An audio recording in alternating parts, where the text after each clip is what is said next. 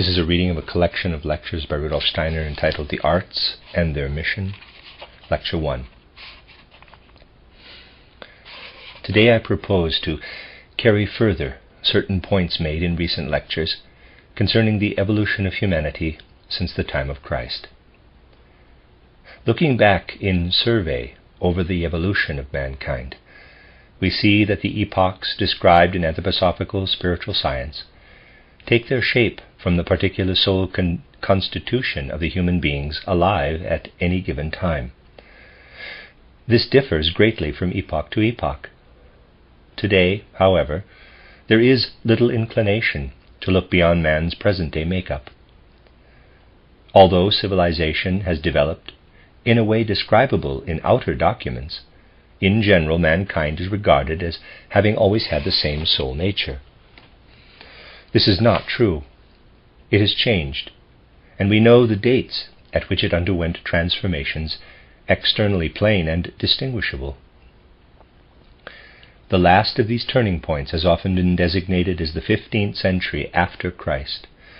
The one preceding it occurred during the 8th pre-Christian century, and we might in this way go still further back. I have often emphasized how correct the art historian Hermann Grimm is when he points out that the full historical comprehension of the people of the present age reaches back no further than the Romans, at which time the ideas now prevalent settled into men's souls, or approximately the same ideas. They still operate, though at times in a detrimental way. For example, concepts of Roman law no longer in harmony with our society. The very manner in which contemporary man takes part in social life shows a comprehension for something reaching back to the Roman period. If, on the other hand, we describe the external historical events of ancient Greece like modern events, we do not penetrate into the real soul nature of the Greeks. Hermann Grimm is right in saying that, as usually described, they are mere shadows. Precisely because ordinary consciousness can no longer see what lived in those souls, it is unable to understand the Greeks' social structure. Still more removed from our soul life is that of the human beings of the Egyptian Chaldean period, prior to the 8th century before Christ. More different still, that in ancient Persia, and completely different that of the ancient Indian epoch following the great Atlantean catastrophe. When, with the help of spiritual science, we mark the stages in the changing constitution of the human being, it becomes clear that our way of feeling about the human being, our way of speaking of body, soul, and spirit, of the ego in man, our sense of an inner connection between the human being and the Earth planet, arose in the 4th post-Atlantean epoch. Gradually, in the course of time, life has become so earth-bound that human beings feel estranged from the cosmos, and see the stars and their movements, even the clouds, as lying outside our earthly dwelling place, therefore of little significance. Prior to the Greco-Latin period, people's feelings, and indeed their will impulses, were, if I may use the expression, elementary cosmic. Man did not need a philosophy in order to feel himself a member of the whole universe, especially the visible universe. It was natural for him to feel himself not only a citizen of the earth, but also a member of the cosmos, especially during the first epoch, that of ancient India. If we go back to the 7th or 8th millennium of the pre-Christian era, we find that the human being, I cannot say spoke, but felt, that the human being felt quite differently than we do today about the ego, the self. To be sure, the human beings of that ancient time did not express themselves as we do, because human speech did not have the same scope as today. But we must express things in our own language, and I shall put it thus. In ancient India, man did not speak of the ego in our modern way. It was not for him a point comprising all his soul experiences. On the contrary, when he spoke of the ego, it was to him self-evident that it had little to do with earth and earth events. In experiencing himself as an ego, man did not feel that he belonged to the earth, but rather that he was connected with the heaven of the fixed stars. This was what gave him the sense and security of his deepest self. For it was not felt as a human ego. Man was a human being only through the fact that here on earth he was clothed by a physical body. Through this sheath for the ego, he became a citizen of earth. But the ego was regarded as something foreign to the earthly sphere. And if today we were to coin a name for the way the ego was experienced, we would have to say, a man felt not a human, but a divine ego. He might have looked outward to the mountains, to the rocks. He might have looked at everything else on earth and said of it all, this is, this exists. Yet at the same time, he would have felt the following. If there were no other existence than that of earth's plants, rivers, mountains, and rocks, no human being would have an ego.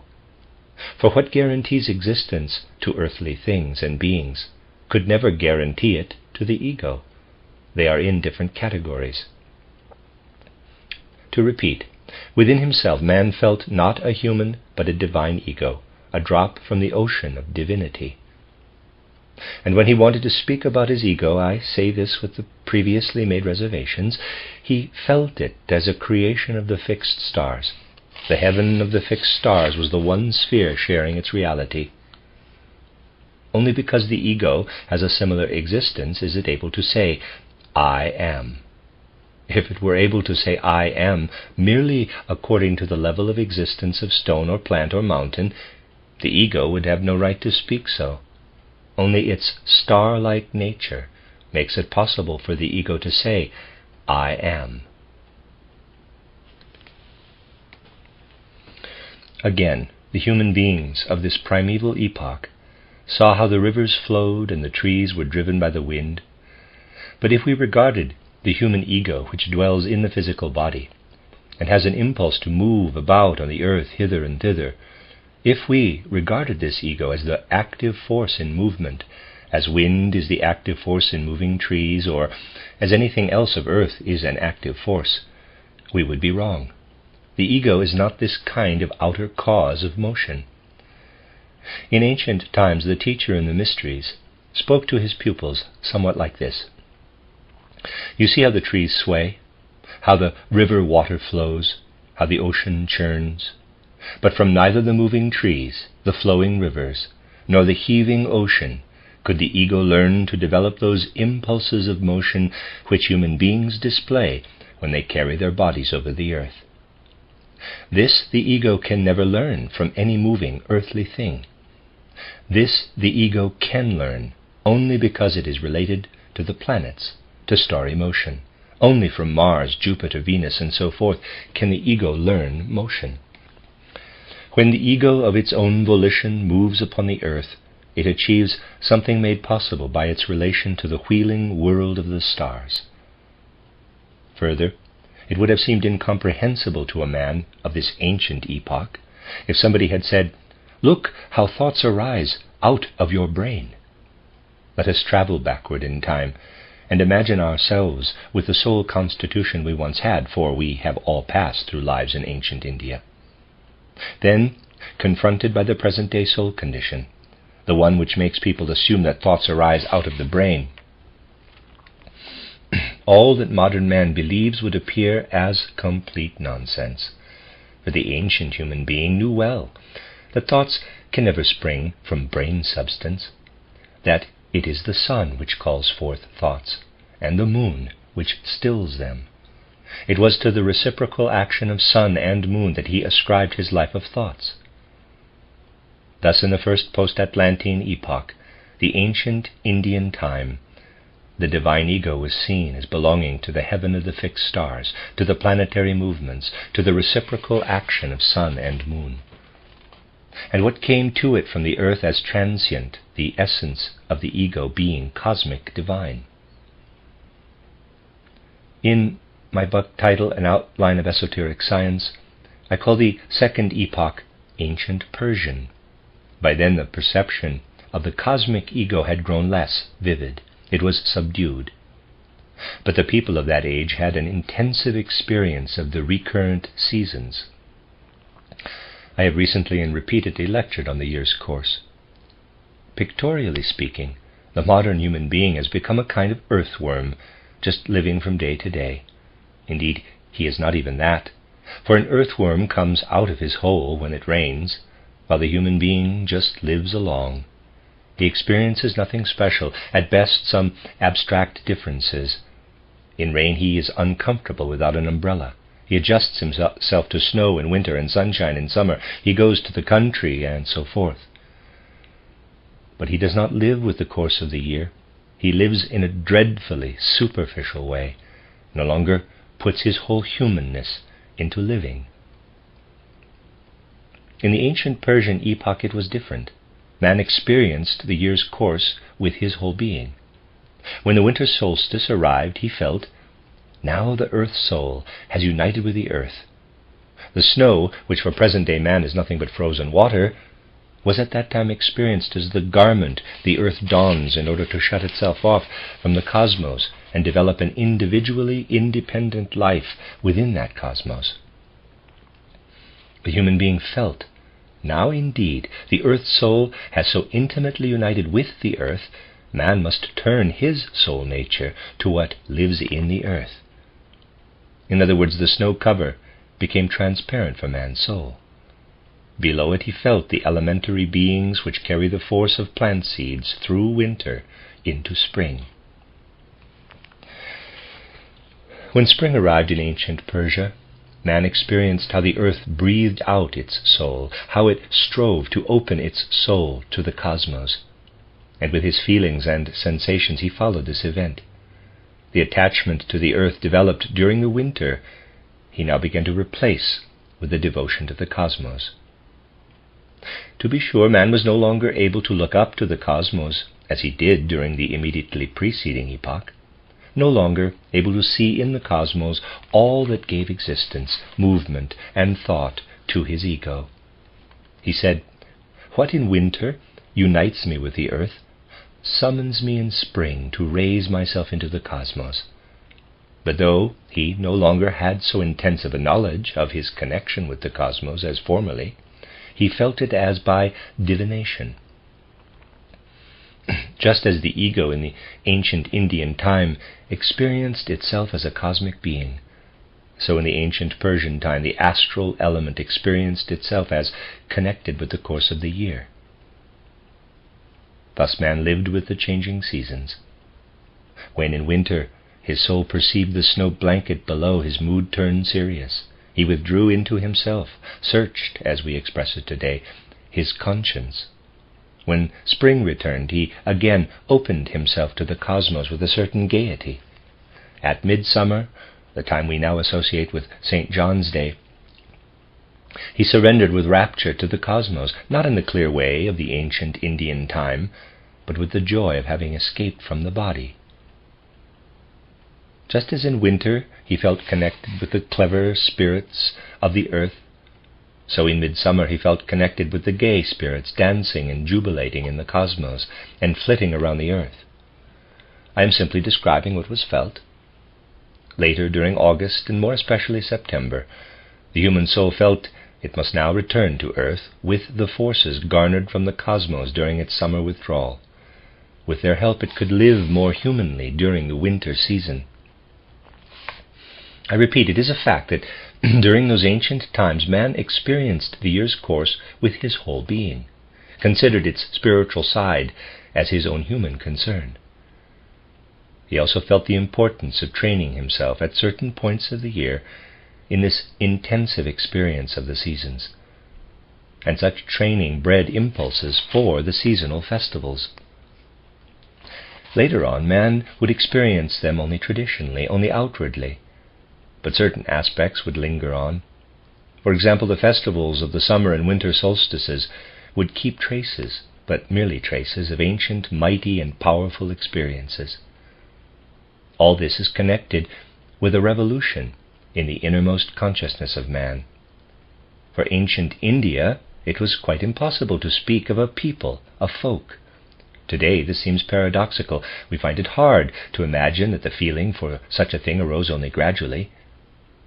To be sure, the conditions of the earth made it necessary, even in the ancient Indian epoch, for inhabitants of the same territory to have closer ties than those living apart. But the concept of a people, the feeling of belonging to a folk, did not exist during the ancient Indian epoch. Something different prevailed. People had a very vivid feeling for the succession of generations. A boy felt himself the son of his father, the grandson of his grandfather, the great-grandson of his great-grandfather. Of course, things were not dealt with the way we have to describe them with current concepts, but the latter was still appropriate. If we look into the mode of thought of that ancient time, we discover that within a family circle great emphasis was laid on an ability to enumerate one's forebears, grandfather, great-grandfather, great-great-grandfather, right down the line to very remote ancestors. The man felt himself as standing within this succession of generations. As a consequence, the sense of living in the present was little developed. To human beings of the ancient Indian time, an intimate connection with past generations, retained as a caricature in aristocracy's present-day stress on ancestry, seemed self-evident. They needed no family records.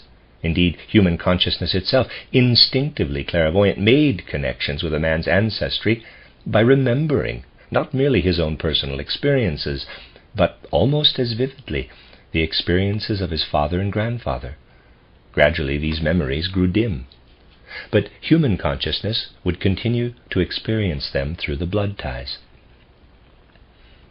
Thus in ancient times, the capacity for feeling oneself within the generations played a significant role. Parallel to it, there arose, though slowly, the folk concept, the sense of being part of a people. In ancient Persia it was not yet very pronounced. When a living consciousness of life within the generations, of blood relationship coursing through the centuries, had gradually faded, consciousness focused instead on the contemporary folk relationship. The folk concept rose to its full significance in the third post-Atlantean or Egypto-Chaldean period. Though during that epoch awareness of the year's course was already somewhat deadened, there lived right into the last millennium of the pre-Christian age a vivid consciousness of the fact that thoughts permeate and govern the world. In another connection, I have already indicated the following. For a human being of the Egyptian period, the idea that thoughts arise in us and then extend over things outside would have seemed comparable to the fancy of a man who, after drinking a glass of water, says his tongue produced the water. He is at liberty to imagine that his tongue produced the water, but in truth he draws the water from the entire water mass of the earth, which is a unity. It is only that an especially foolish person, unaware of the connection between the glass full of water and the earth's water mass, overestimates the abilities of his tongue. The people of the Egypto-Chaldean epoch made no similar mistake. They knew that thoughts do not arise in the head, that thoughts live everywhere, that what the human being draws into the vessel of his head as thought comes from the thought ocean of the world. In that time, though, man no longer experienced the visible cosmos in his divine ego, nor the course of the year in his astral nature. He did experience cosmic thoughts, the logos, in his etheric body. If a member of the Egypto-Chaldean epoch had spoken our language, he would not, like us, have referred to man's physical body as of prime importance. To him it was the result of what lives as thought in the etheric body, was merely an image of human thought. During that period, the folk concept became more and more definite, the human being more and more an earth citizen. The connection between the starry world and his ego had, in his consciousness, during this third post-Atlantean cultural period, dwindled greatly. Though astrology still calculated the connection, it was no longer seen in elemental consciousness. The course of the year, so important for the astral body, was no longer sensed in its immediacy. Yet man was still aware of a cosmic thought element. he had arrived at the point where he sensed his relation to earthly gravity. Not exhaustively so, for he still had a vivid experience of thinking, but perceptibly. During the Greco-Latin period, this experience of gravity developed more and more. Now the physical body became paramount. Everything has its deep significance at its proper time, and in all the manifestations of Greek culture we see this full, fresh penetration into the physical body, especially in Greek art. For the early Greeks, their bodies were something to rejoice over. The Greeks were like children with new clothes. They lived in their bodies with youthful exuberance. In the course of the Greco-Latin period, and particularly during Roman civilization, this fresh experience of the physical body gave way to something like that of a person in a robe of state who knows that wearing it gives him prestige. Of course, the feeling was not expressed in words. A Roman individual felt his physical body as a ceremonial robe bestowed by the world order. The Greek felt tremendous joy that he had been allotted such a body, and after birth could put it on. And it is this feeling that gives to Greek art, to Greek tragedy, to the epics of Homer in their human element insofar as they are connected with the outer physical appearance of man, their particular poetic fire. We have to look for the inner reasons for all psychological facts. Try to live into the joy that gushes forth from Homer's description of Hector or of Achilles. Feel what immense importance he attached to outer appearance. With the Romans, this joy subsided. Everything became settled. Men began to grasp things with ordinary consciousness. It was during the fourth post-Atlantean cultural epoch that man first became an earth citizen. The conception of ego, astral body, and ether body of earlier times withdrew into indefiniteness. The Greeks still had a clear sense for the truth that thought lives in things. I have discussed this in my book, Riddles of Philosophy. But the perception was gradually superseded by a belief that thought originates in man. In this fashion, he grew more and more into his physical body. Today we do not yet see that this situation began to change in the 15th century, at the start of the fifth post-Atlantean cultural epoch. That, since then, we have been gradually growing away from our bodies. We fancy that we feel as the Greeks felt about the human shape, but actually our feeling for it is dull. We have no more than a shadow-like sensation of the quick-footed Achilles, and little understanding about this expression roused Greeks to a direct and striking perception of the hero, so striking that he stood before them in his essential nature. Indeed, in all art, we have gradually lost the experience of the permeation of the physical body by the soul, whereas in the last pre-Christian centuries the Greeks felt how cosmic thought was disappearing and how thought could be taken hold of only by reflecting upon the human being. Present-day man is completely uncertain in regard to the nature of thought. He wavers. A Greek of the 6th pre-Christian century would have considered it comical if somebody had asked him to solve the scientific problem of the connection of thought with the brain. He would not have seen it as a problem at all. He would have felt as we would feel if, when we picked up a watch, somebody demanded that we speculate philosophically about the connection between watch and hand. Say I investigate the flesh of my hand, then the glass and metal in my watch, then the relation between the flesh of my hand and the glass and metal in my watch, all in order to obtain philosophical insight into the reason why my hand has picked up and holds the watch. Well, if I were to proceed thus, modern consciousness would consider my gropings insane. Just so would it have appeared insane to Greek consciousness if anyone had attempted, by reference to the nature of thought in the cerebellum, to explain the self-evident fact that man's being uses his brain to lay hold of thoughts. For the Greek this was a direct perception, just as for us it is a direct perception that the hand takes hold of the watch. We do not consider it necessary to establish a scientific relation between watch and muscle. In the course of time, problems arise according to the way things are perceived. For For the Greek, what we call the connection between thinking and organism was as self-evident as the connection between a watch and the hand that seizes it. He did not speculate about what was obvious. He knew instinctively how to relate his thoughts to himself. If someone said, "Well, there is only a hand, the watch ought to fall down, what really holds it?" For the Greek, this would have been as absurd as the question, "What is it that develops thoughts in the brain?" For us, the latter has become a problem, because we do not know that already we have liberated our thoughts and are on our way to freeing them from ourselves. Also, we do not know how to deal properly with thoughts, because being in the process of growing away from it, we no longer have a firm hold on our physical body. I would like to use another comparison. We have not only clothes, but pockets into which we can put things. This was the situation with the Greeks. Their human bodies were something into which they could put thoughts, feelings, will, impulses. Today we are uncertain what to do with thoughts, feelings, and will impulses. It is as though in spite of pockets, all our things fell to the ground, or as though worried about what to do with them, we lugged them about in our hands. In other words, we are ignorant of the nature of our own organism, do not know what to do with our soul life in regard to it, contrive queer ideas with respect to psychoparallelism and so forth. I am saying all this to show how we have gradually become estranged from our physical bodies.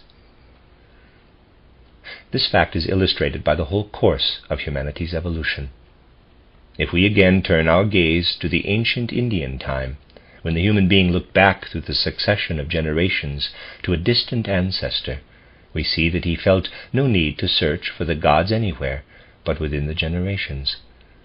Since for the Hindu man himself was divine, he remained within human evolution while looking for the divine in his forebears.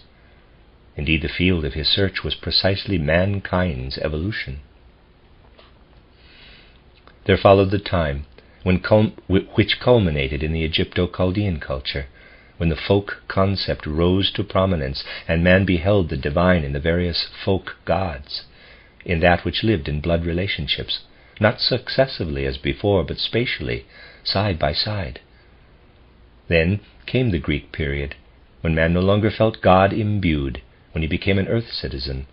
Now for the first time there arose the necessity to seek the gods above the earth, to look up to the gods.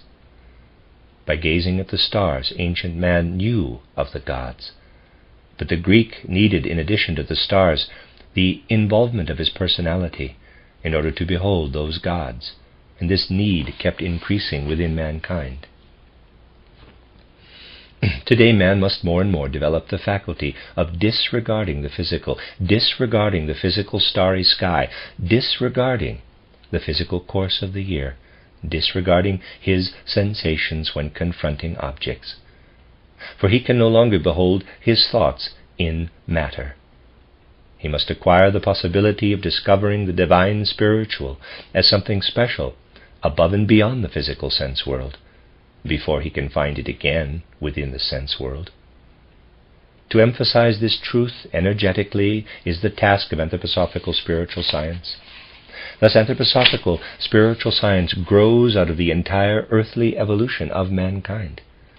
We must always remember that anthroposophy is not something arbitrarily created and placed as a program into mankind's evolution, but rather something suited to our epoch, something resulting from the inner necessities of mankind's long history. The fact that materialism holds sway over our age is really only a lagging behind. Man not only became an earth citizen in the Greek sense, today he is already so estranged from his earth citizenship, he no longer understands how to handle his soul-spirit being in relation to his body. It is one of the needs of the age for the human being to behold spirit and soul in himself without the physical. Side by side with this deep soul need, there exists materialism as an harmonic stopping short at something natural in the age of the Greeks and Romans, when one could still behold the spiritual in the physical, but not natural today. Having remained stationary, We can no longer see the spiritual in the physical. We consider only the physical as such. This is materialism. It means that a current hostile to development has entered evolution. Mankind shuns the coining of new concepts. It prefers to continue on with the old. We must overcome this hostility toward development, must open ourselves to it. Then we shall acquire a quite natural relationship to anthroposophical growth of spirit, and pass over from antiquated needs to the truly modern need of mankind, namely to raise ourselves to the spiritual. In today's lecture, I've tried to gain a viewpoint from which you can see how for the present age, in the evolution of mankind, anthroposophy constitutes a real necessity. The end of Lecture 1. This is a reading of a collection of lectures by Rudolf Steiner entitled The Arts and Their Mission. This is Lecture 2. One result of anthroposophical spiritual science, once it has been absorbed into civilization, will be a fructification of the arts. Precisely in our time, the human inclination toward the artistic has diminished to a marked degree. Even in anthroposophical circles, not everyone thoroughly comprehends the fact that anthroposophy strives to foster in every possible way the artistic element. This is, of course, connected with modern man's aforementioned aversion to the artistic. Today, the positive way in which Goethe and many of his contemporaries sensed the unity of spiritual life and art is no longer experienced. Gradually, the conception has arisen that art is something which does not necessarily belong to life, but is added to it as a kind of luxury. With such assumptions prevailing, the upshot is not to be wondered at. In times when an ancient clairvoyance made for a living connection with the spiritual world, the artistic was considered absolutely vital to civilization. We may feel antipathy for the frequently pompous, stiff character of Oriental and African art forms, but that is not the point at issue. In this and further lectures, we shall be concerned not with our reaction to any particular art form, but rather with the way in which man's attitude places all the arts within the framework of civilization. The necessity is to see a certain connection between today's spiritual life and the attitude toward art previously alluded to. If today, as is customary, one sees man as the highest product of nature, as a being brought forth at a certain point in earthly evolution, part of an evolutionary series fashioning a variety of beings, one falsifies the position of man in respect to the world, falsifies it, because man has in truth no right to the self-satisfaction that would enter his soul inevitably as an elemental impulse of soul if he were indeed only the terminal point of natural creation. If the animals had developed in the way currently assumed by natural science, then man, as the highest product of nature, would have to content himself with this status in the cosmos.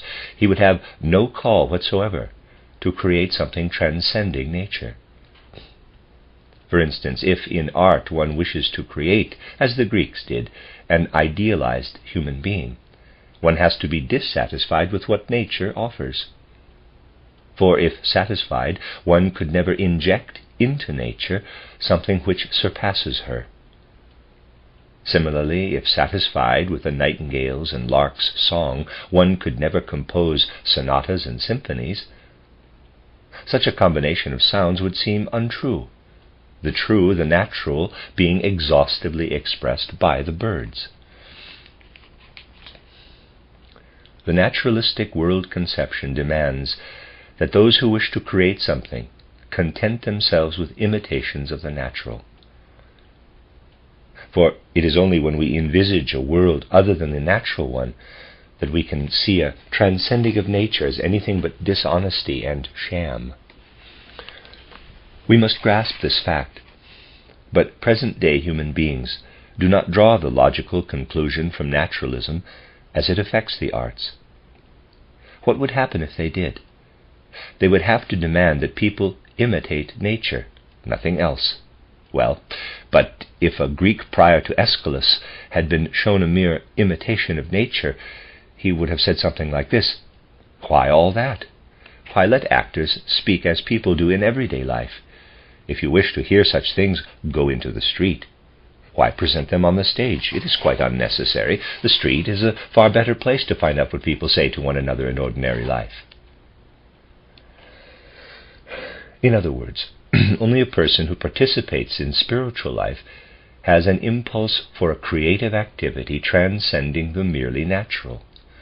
Otherwise, where would the impulse come from? In all ages, the human souls in which the artistic element flourished have had a definite relation to the spiritual world. It was out of a spirit-attuned state that the artistic urge proceeded.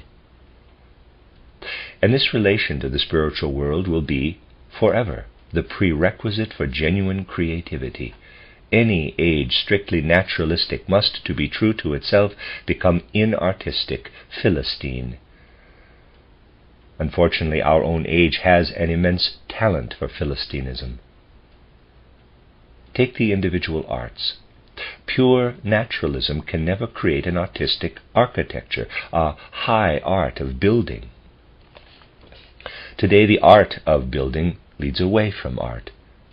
For if people do not have a longing to assemble in places where the spiritual is fostered, they will not construct houses suitable for spiritual impulses, but merely utilitarian buildings. And what would they say of the latter?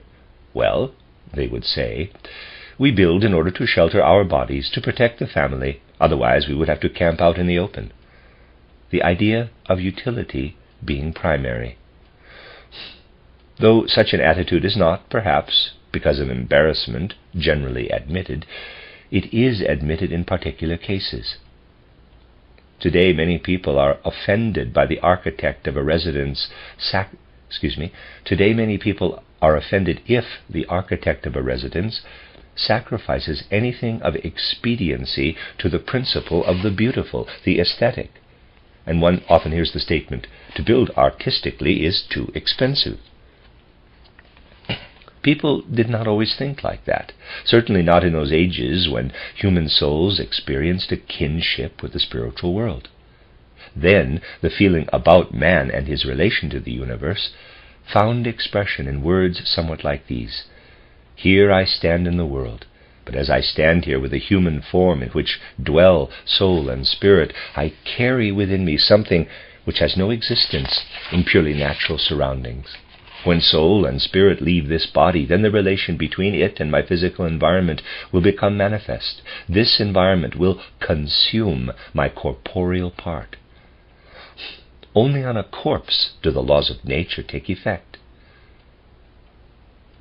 Which is to say, that as long as the human being is not a corpse, as long as he lives here on earth, he can, through his spiritual heritage, through soul and spirit, preserve from the action of physicality the substances and forces which the corpse will eventually claim. I have often remarked that eating is not the simple process ordinarily imagined. We eat, and the foods entering our organism are products of nature, natural substances and forces. Because they are foreign to us, our organism would not tolerate them if we could not transform them into something totally different. The energies and laws by means of which food is changed do not belong to the physical earthly environment. We bring them with us from another world. These facts and much else were recognized, understood, when people had a relationship with the spiritual world. Today, however, human beings think it is the laws of nature that are active in the roast beef, when it rests on the plate, when it touches the tongue, when it has reached the stomach, intestines, blood. They see the laws of nature active everywhere. The fact that roast beef encounters spirit-soul laws, which man himself has brought from another world into this one, and which transform it into something completely different, this fact has no place in the consciousness of a merely naturalistic civilization. Paradoxical as it may sound, materialists feel embarrassed to state bluntly the above, yet they live with this attitude of mind. It affects our whole artistic attitude. For, in the final analysis, why do we build houses for ourselves today? To be protected while eating roast beef. Well, this is only one detail, but all contemporary thinking tends in that direction. By contrast, human beings of the past, who had a living consciousness of their relationship to the spiritual universe, erected their most valuable buildings to protect the human soul against inroads from their physical environment. Of course, when I use modern words in this connection, they sound paradoxical. In ancient times, people did not express themselves so abstractly. Things were felt, they were sensed subconsciously. But people's feelings, their unconscious sensations, were spiritual. Today we clothe these feelings in well-defined words which convey not inadequately what souls experienced in more ancient times. They were aware that when a man has passed through an earth life, he lays aside his physical body, whereupon soul and spirit must find their way back into the spiritual universe. Consequently, these people were concerned as to how a soul fares after death, how it can find its way back into spiritual worlds. Today, people do not worry about such things, but there were times when this problem of means was a fundamental concern, when, for this is pertinent, people said to themselves, outside there are stones, outside there are plants, outside animals. When absorbed by man, substances derived from stones, plants, animals are worked over by the physical body. Its spiritual forces can overcome some minerals, for example, salt.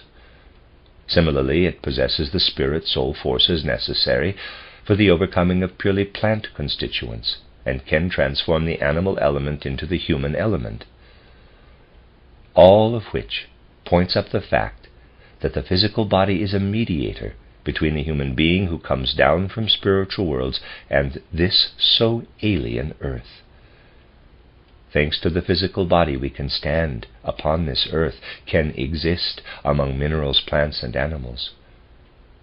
But when the physical body has been laid aside, then the naked soul enters a state fitted only for the spiritual world, and having laid aside its body, must ask, how can I pass through the impurity of the animals in order to escape from earthly regions? How pass through the plant element which absorbs, attracts, and condenses light? How, accustomed to living amid earthly plant condensed light, pass out into far reaches of quite another condition of light? How, when I can no longer dissolve them through body juices, pass beyond the soul-impeding minerals massed on every side? In ancient times, during mankind's evolution, these were religious, cultural anxieties. People pondered on what they had to do for souls, especially dear ones, to help them find the lines, planes, forms, by means of which they could reach the spiritual world.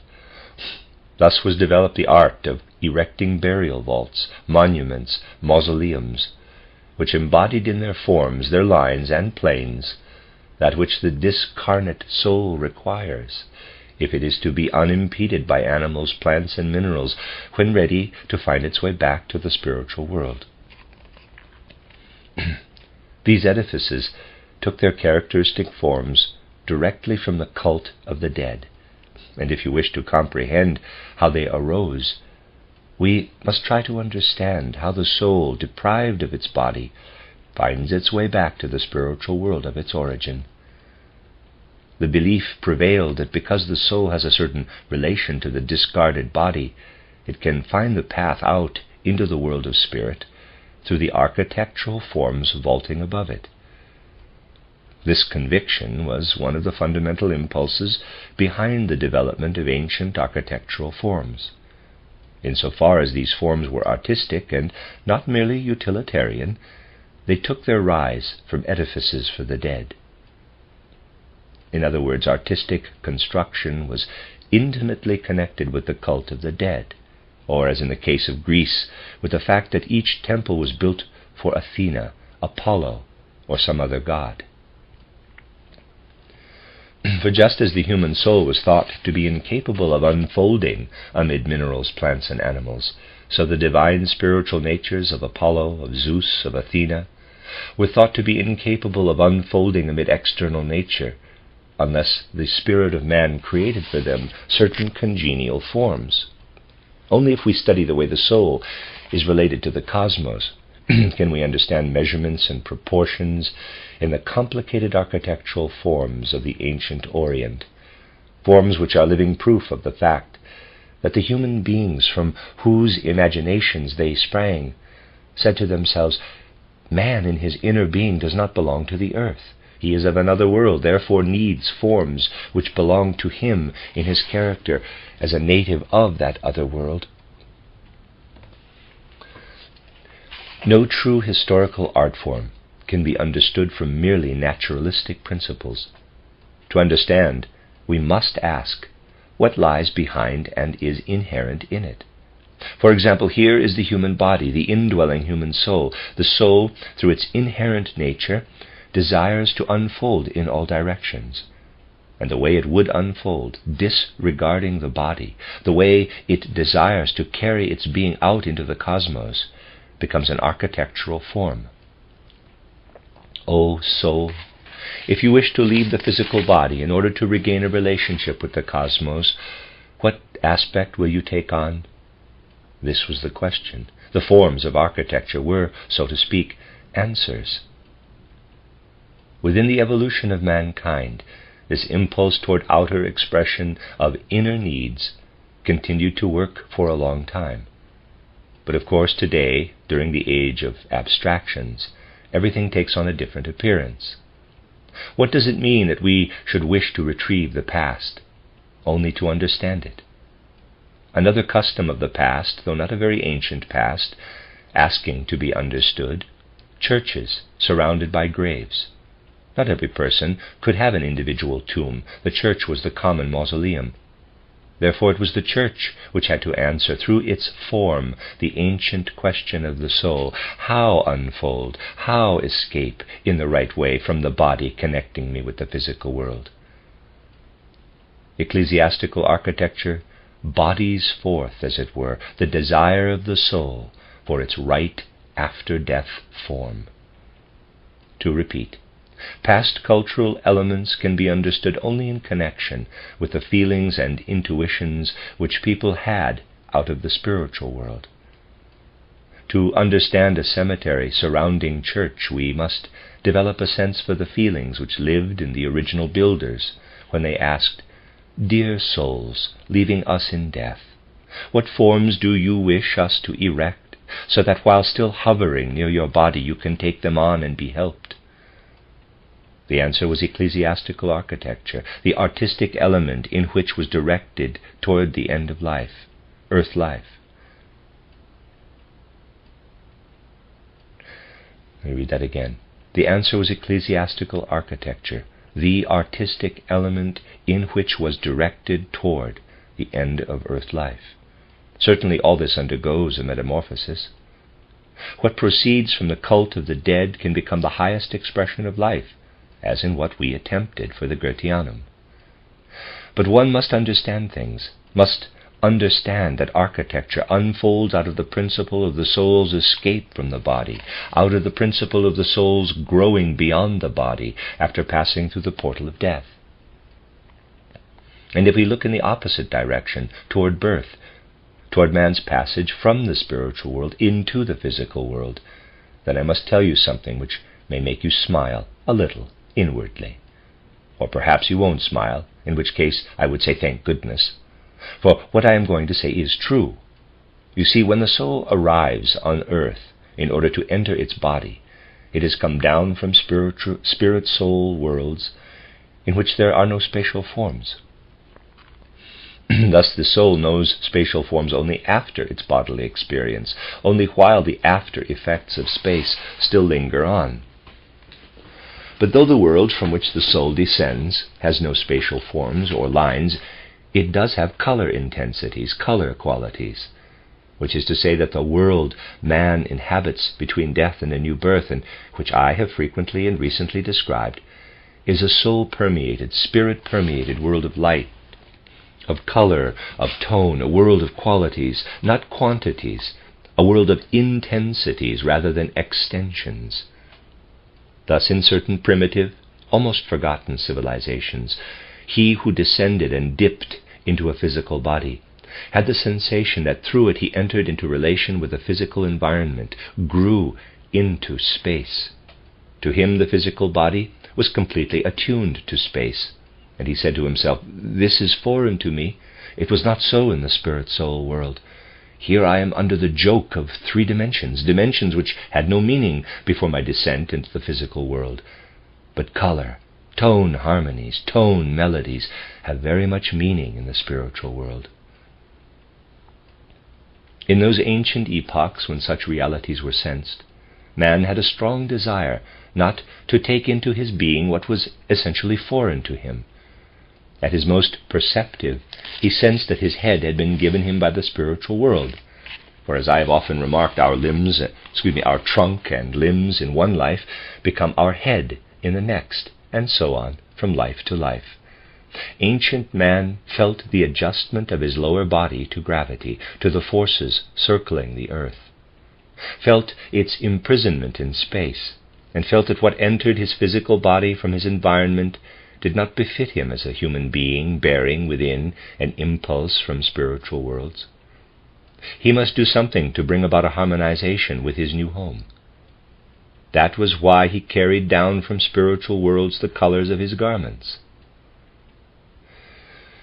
Just as in ancient times architecture pointed to the end of earth life, to the death pole, so in times when man had a sense for the artistic meaning of the colors and styles of dress, the art of costuming pointed to the beginning of human life, to the birth pole. Thus, I repeat, ancient garments reflected something brought down from pre-earthly existence, reflected a predilection for the colorful, for harmony. And we need not be astonished that at a time when insight into the pre-earthly has withered, the art of costuming has shriveled into dilettantism. For modern clothing hardly conveys the feeling that man wants to wear it because of the way he lived in pre-earthly existence. But if you study the characteristically vivid garments of flourishing primitive cultures, you will see that clothing is or can be a fully justified and great art through which man carries something of his pre-earthly life into earth life, just as through architecture he would receive impressions relevant to space-free post-earthly conditions. Peoples who still wear national costumes express through them the pre-earthly relationships which led them into a certain folk community. Their garments remember, as it were, their appearance in heaven. Often to find meaningful costumes, you must go to more ancient times, and you will see not only that there flourished then painters, sculptors, and so forth, but that people of other occupations during the whole period were highly artistic. If you look at Raphael's paintings, you will see that Mary Magdalene and the Virgin Mary are clothed quite differently. Also that in all his works Raphael gives Mary Magdalene, essentially, her characteristic garment, and the Virgin Mary hers.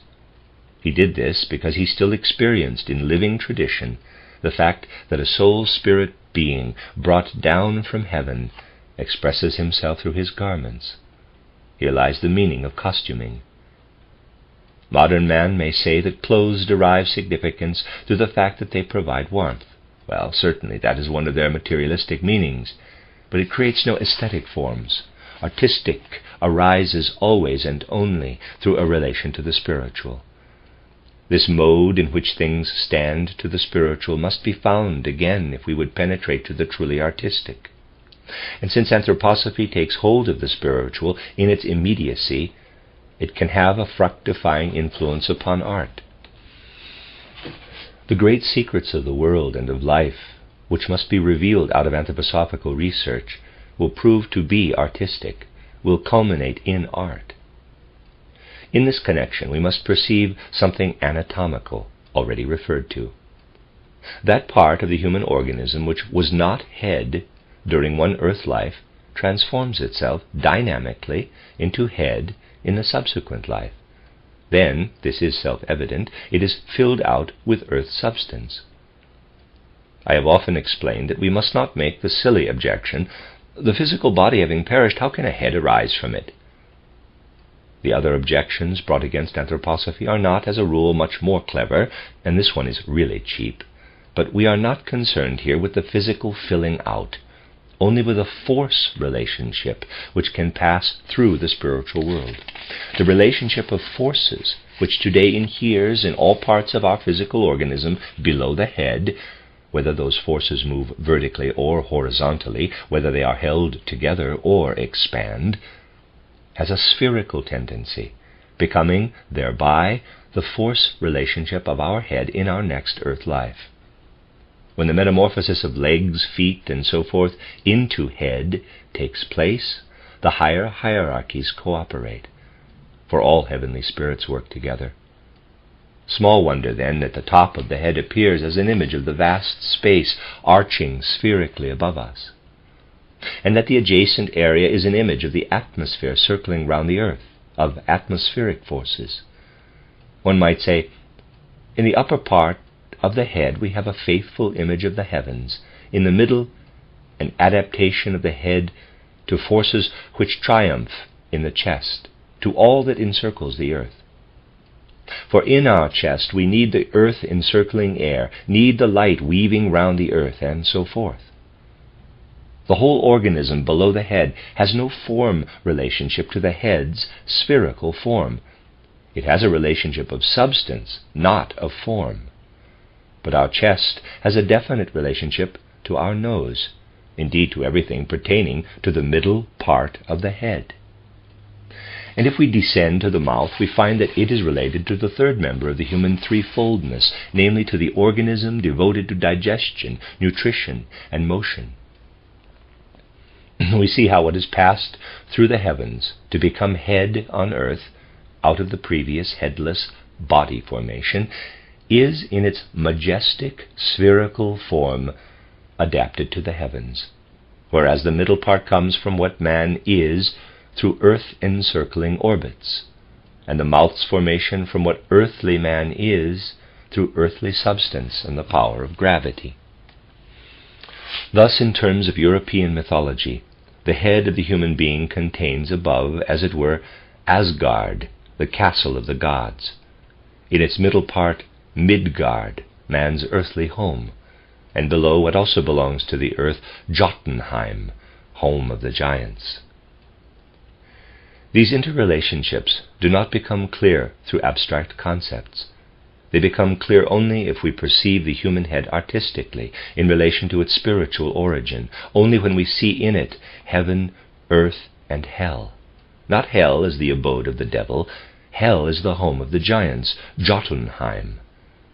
There lives in the head the entire human being, a whole. Excuse me, read that sentence again. There lives in the head the entire human being, a whole. W-H-O-L-E. We look at a person in the right way if we see in the spherical form of the upper part of the head the purest memory of his previous incarnation. If we see in the middle part, in the lower portion of the eyes and in nose and ears, a memory dulled by the atmosphere of earth, and in the formation of the mouth, that part of his previous human formation conquered by death, banished to earth. In the configuration of his forehead, the human being brings with him, in a certain sense, what has been passed on to him karmically from his previous earth life. In the formation of his chin, he is conquered by the earthly life of the present age. He expresses gentleness or obstinacy in his chin formation. If his previous organization, minus head, had not transformed itself into his present head, he would not have a chin at all. But in the formation of mouth and chin, all current earth impulses are so strong that they press and constrain the past into the present. Therefore no artistic person will say, that human being is striking because of his prominent forehead. Rather, he will pay special attention to its spherical shape. To the formation of its planes, its protrusion or recession is less important than its spherical shape. In regard to the chin, he will say, it is advancing, obstinate and pointed, or it gently recedes. Here we begin to understand the form of man out of the whole universe, not merely out of the present universe, there we find little, but out of the temporal universe, then the extra-temporal. Thus, through anthroposophical considerations, we are driven toward the artistic element, and see that Philistinism is in no way compatible with the true and living apprehension of anthroposophy. That is why inartistic people find it so difficult to come into harmony with the whole of this teaching. Though abstractly they might with pleasure recognize their present life as the fulfillment of previous earth lives, they are unable to enter intimately into the forms which reveal themselves in direct artistic fashion to spiritual perception, creating and transforming, a necessary activity for anyone desiring to unite with the essential living anthroposophical element. This is the foundation I wished to lay down in order to show how the unspiritual character of our time manifests in the most varied spheres, among others in a widespread unspiritual attitude toward art. If mankind desires to save itself from the unspiritual, one factor in its rescue will be a reversal of this position. A true life in the artistic. To this desirable end, anthroposophy can show the way. The end of Lecture 2. This is a reading of a collection of lectures by Rudolf Steiner entitled The Arts and Their Mission. This is Lecture 3. Yesterday I tried to show how the anthroposophical world conception stresses more intensively than is possible under the influence of materialism the artistic element, and how anthroposophy feels about architecture, about the art of costuming, though this may call forth smiles, and about sculpture as dealing artistically with the form of man himself, whose head in a certain sense points to the whole human being. Let us review the most important aspects of this threefold artistic perception of the world. In architectural forms, we see what the human soul expects when it leaves the physical body at death or otherwise. During earth life, the soul is, so I said, accustomed to enter into spatial relations with its environment through the physical body, and to experience spatial forms. But these are only outer forms. When, at death, the human soul leaves the physical world, it tries, as it were, to impress its own form on space, looks for the lines, planes, and forms which can enable it to grow out of space and into the spiritual world. These are the forms of architecture, insofar as they are artistic. Thus, if we would understand architecture's artistic element, we must consider the soul's space needs after it has left the three-dimensional body and three-dimensional world. The artistic element in costuming represents something else, and I have described the joy of primitive people in their garments and their sense, on dipping down into the physical body, of finding in it a sheath which did not harmonize with what they had experienced during their sojourn in the spiritual world, and how, out of this deprivation, there arose an instinctive longing to create clothes which in color and pattern corresponded to their memory of pre-earthly existence. The costumes of primitive peoples represent what might be called an unskillful copying of the astral nature of man as it existed before he entered earthly life. Thus a contrast. Whereas architecture shows the human soul's striving on its departure from the body, the art of costuming shows the human soul's striving after descent into the physical world. Which brings us to a consideration of sculpture. If we feel intimately the significance of the formation of man's head, my last point yesterday, as a metamorphosis of his entire body formation minus head during his previous incarnation, if we see it as the work of the higher hierarchies, on the force relationship of a previous life, then we understand the head, especially its upper part. If, on the other hand, we see correctly the middle of man's head, his nose and lower eyes, then we understand how this part is adapted to his chest formation, for the nose is connected with the chest's breathing. And if we see correctly the lower head, mouth, and chin, then we understand that even in the head there is a part adapted to the purely earthly. In this way we can understand the whole human form. Furthermore, the supersensible human being manifests himself directly in the arching of the upper skull and the protrusion or recession of the lower skull, the facial parts. For an intimate connection exists between the vaulting of the head and the heavens, also an inner connection between the middle of the face and everything circling the earth as air and ether, also between mouth and chin and man's limb and metabolic system, the last an indication of how man is fettered to earth. In this way we can understand the whole human form as an imprint of the spiritual on the immediate present, which means seeing man artistically. To sum up, in sculpture we behold spiritually the human being as he is placed into the present. In architecture we behold something connected with his departure from the body, and in the art of costuming something connected with his entrance into that body, which means a sharp contrast. Whereas architecture begins with the erection of tombs, sculpture shows how man, through his earthly form's direct participation in the spiritual, constantly overcomes the earthly naturalistic element, how in every detail of his form and in its entirety he is an expression of the spiritual. Thus we have considered those arts which are concerned with spatial forms and which illustrate the different ways in which the human soul is related to the world through the physical body. If we approach a step nearer the spaceless, we pass from sculpture to painting, an art experienced in the right way only if we take into full account its special medium. Today, in the fifth post-Atlantean age, painting has assumed a character leading to naturalism. Its prime manifestation is the loss of a deeper understanding for color. The intelligence employed in contemporary painting is a falsified sculptural one. Painters see even human beings this way. The cause is space perspective, an aspect of painting developed only after the fifth post-Atlantean period. Painters express through lines the fact that something lies in the background, something in the foreground, their purpose being to conjure up on canvas an impression of spatially formed objects. But in doing so, they deny the first and foremost attribute of their special medium.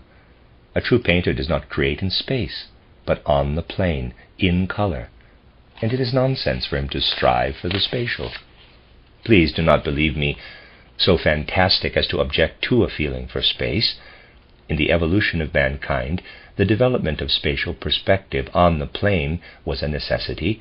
That fact is self-evident, but it must now be overcome. This does not mean that in the future painters should be blind to spatial perspective, only that while understanding it, they should return to color perspective, employ color perspective. To accomplish this, we must go beyond theoretic comprehension. The artistic impulse does not spring from theory. It requires something more forceful, something elemental. Fortunately, it can be provided. For that purpose, I suggest that you look again at some words of mine about the world of color, as reported excellently by Albert Stephan in the weekly Das Goetheanum. The report reads better than the original lectures. This is the first aspect. Footnote Volume 2, 1922, numbers 7 through 9, title Vorträge Rudolf Steiners über das Wesen der Farbe, Rudolf Steiner's lectures concerning the nature of color, end of footnote. I shall now deal with the second problem. In nature we see objects which can be counted, weighed, and measured. In short, objects dealt with in physics. They appear in various colors. Color, however, this should have become perfectly clear to anthroposophists, color is something spiritual.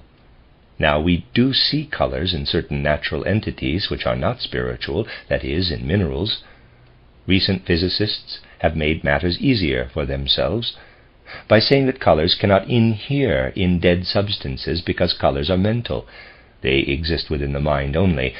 Outside material atoms of vibrating in dead matter affect eye, nerve, and something else undetermined, as a result of which colors arise in the soul.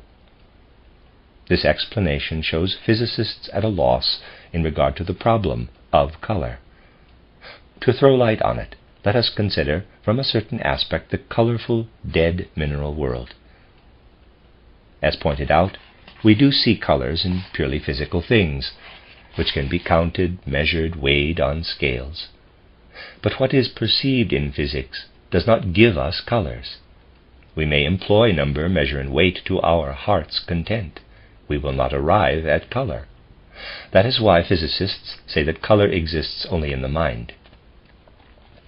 I would like to explain by way of an image. Picture to yourselves that I hold in my left hand a red sheet, in my right a green one, and that with these colored sheets I carry out certain movements. First I cover the red with the green, then the green with the red, making these motions alternately. And in order to give them more character, do something additional. Move the green upward, the red downward. Say I have today carried out this maneuver.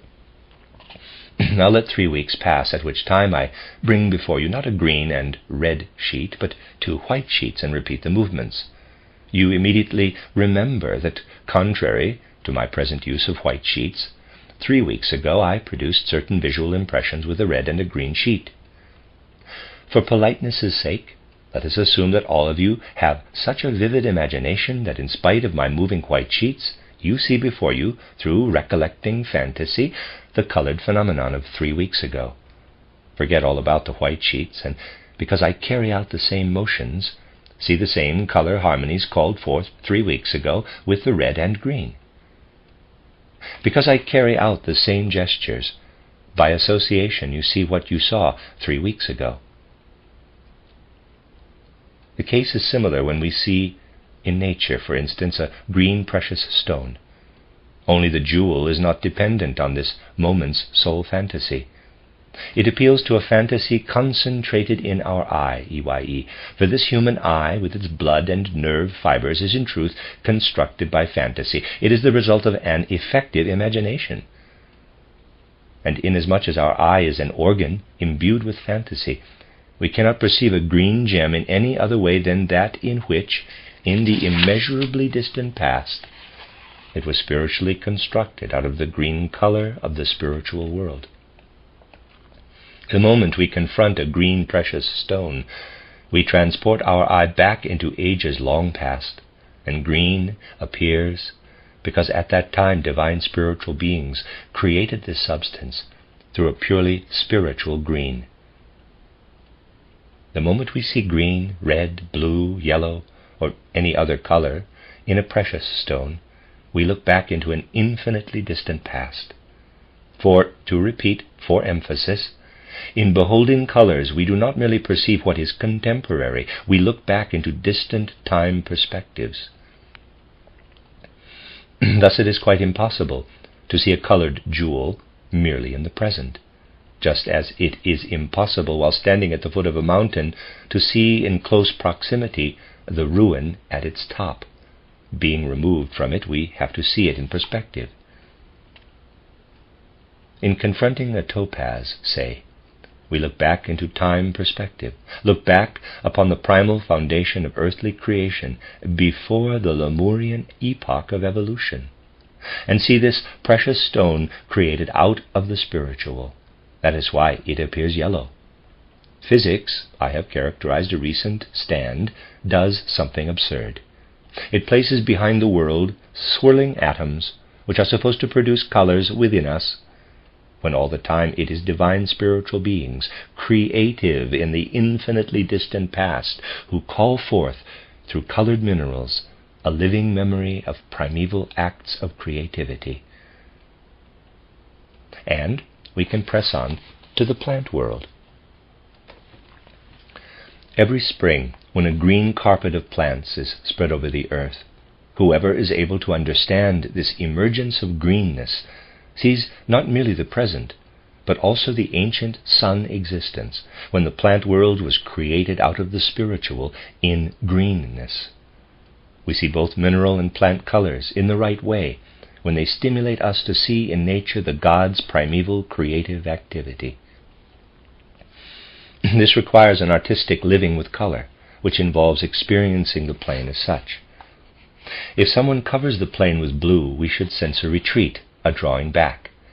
If with red or yellow, we should feel an approach, a pressing forward.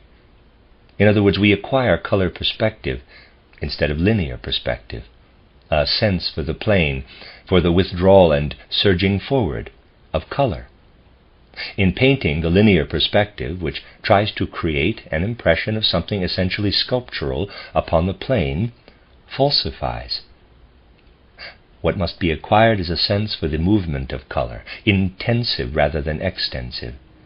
Thus, if a true painter wishes to depict something aggressive, something eager to jump forward, he uses yellow-red. If something quiet, something retreating into the distance, blue-violet. Intensive color perspective. A study of the old masters reveals that some early Renaissance painters still had what belonged to all pre-Renaissance painters, a feeling for color perspective. Only with the advent of the fifth post-Atlantean period did linear perspective displace color perspective. It is through color perspective that painting gains a relationship to the spiritual. Strange that today painters chiefly ask themselves, can we, by rendering space more spatial, transcend space? Then they try to depict in a materialistic manner a fourth dimension. But the fourth dimension can exist only through annihilation of the third, somewhat as debts annihilate wealth. For we do not, on leaving three-dimensional space, enter a four-dimensional space, or, better said, we enter a four-dimensional space which is two-dimensional, because the fourth dimension annihilates the third. Only two remain as reality. If we rise from matter's three dimensions to the etheric element, we find everything oriented two-dimensionally, and can understand the etheric only if we conceive of it so. Now you may demur, yes, but in the etheric I move from here to there, which is to say three-dimensionally. Very well, but the third dimension has no significance for the etheric, only the other two dimensions. The third dimension expresses itself through red, yellow, blue, violet, in the way explained. For in the etheric, it is not the third dimension which changes, but color.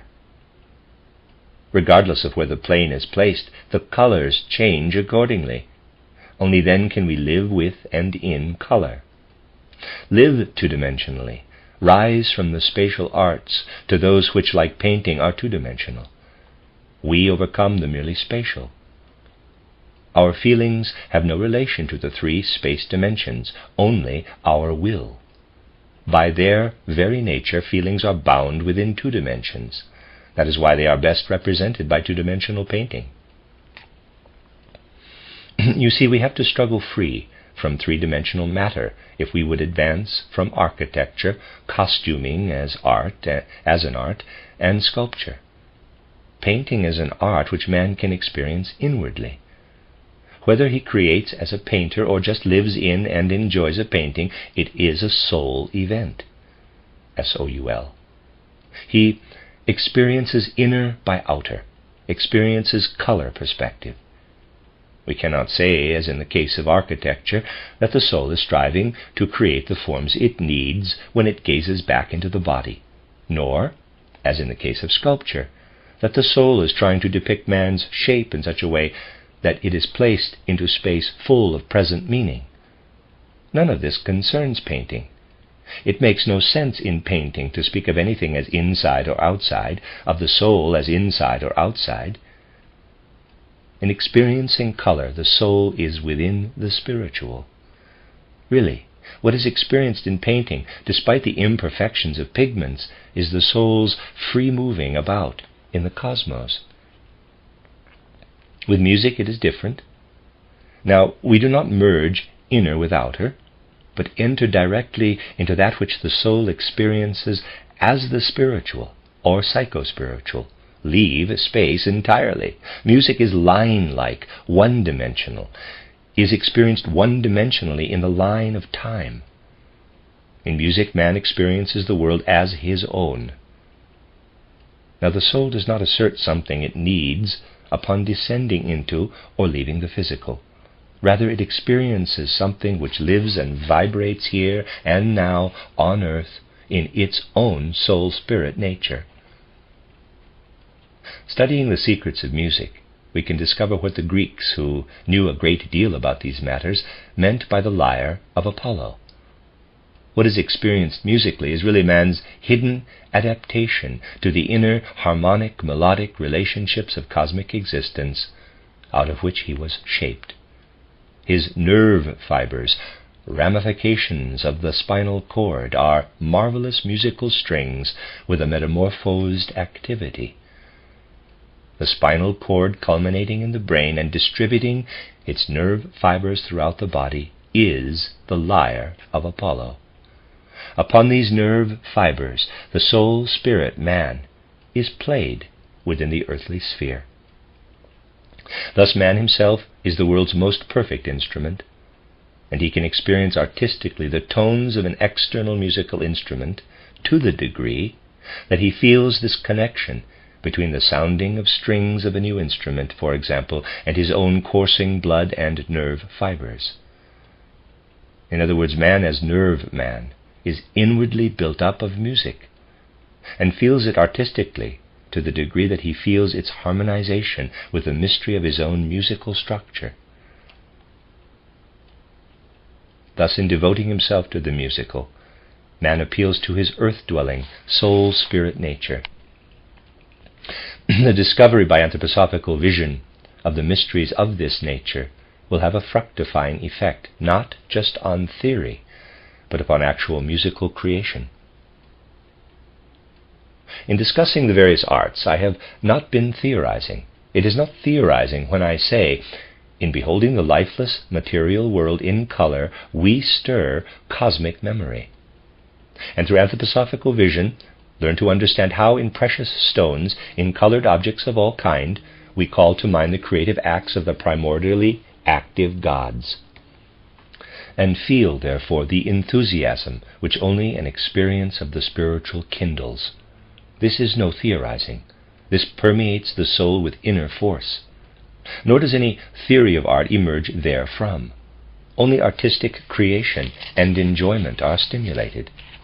For true art is an expression of man's search for a relationship with the spiritual, whether the spiritual longed for when his soul leaves the body, or the spiritual when he desires to remember when he dips down into a body, or the spiritual to which he feels more related than to his natural surroundings, or the spiritual as manifested in colors when outside and inside lose their separateness and the soul moves to the cosmos, freely swimming and hovering, as it were, experiencing its own cosmic life, existing everywhere, or our last consideration, the spiritual is expressed in earth life, in the relationship between man's soul spirit and the cosmic in music. Which summary brings us to the world of poetry and drama. Often in the past I have called attention to the way poetry was felt in ancient times, when man still had a living relationship to the spirit-soul world, when poetry, including poetic dramas, by reason of that fact, was artistic through and through. Yesterday I pointed out that in artistic ages it could not have been considered sensible for playwrights to copy on the stage the way Smith and Jones move in the marketplace of Gotham or at home, inasmuch as their movements and conversation there are much richer than in any stage representation, that it would have seemed absurd, for instance, to the Greeks of the classical age. They never could have understood naturalism's strange attempt to imitate nature right down to quote-unquote realistic, stage sets. Just as it would not be true painting if we tried to project color into three-dimensional space instead of honoring its own dynamics. So it is not stage art if we have no artistic feeling for its own particular medium. Actually, a thoroughgoing naturalism would preclude a stage room with 3 walls and an audience in front of it. There are no such rooms. In winter we would freeze to death in them. To act entirely naturalistically, one would have to close the stage with a 4th wall and play behind it. But how many people would buy tickets to a play enacted on a stage closed on all 4 sides? Though speaking in extremes, I refer to a reality. Now I must draw your attention again to the way Homer begins his Iliad. Quote, "Sing, O goddess, the wrath of Achilles, son of Peleus." End quote. This is no mere phrase. Homer experienced, in a positive way, the need to raise himself up to the level of a super-earthly, divine spiritual being who would make use of his body in artistic creation. Epic poetry points to the upper gods, those considered female because they transmitted fructifying forces, the Muses.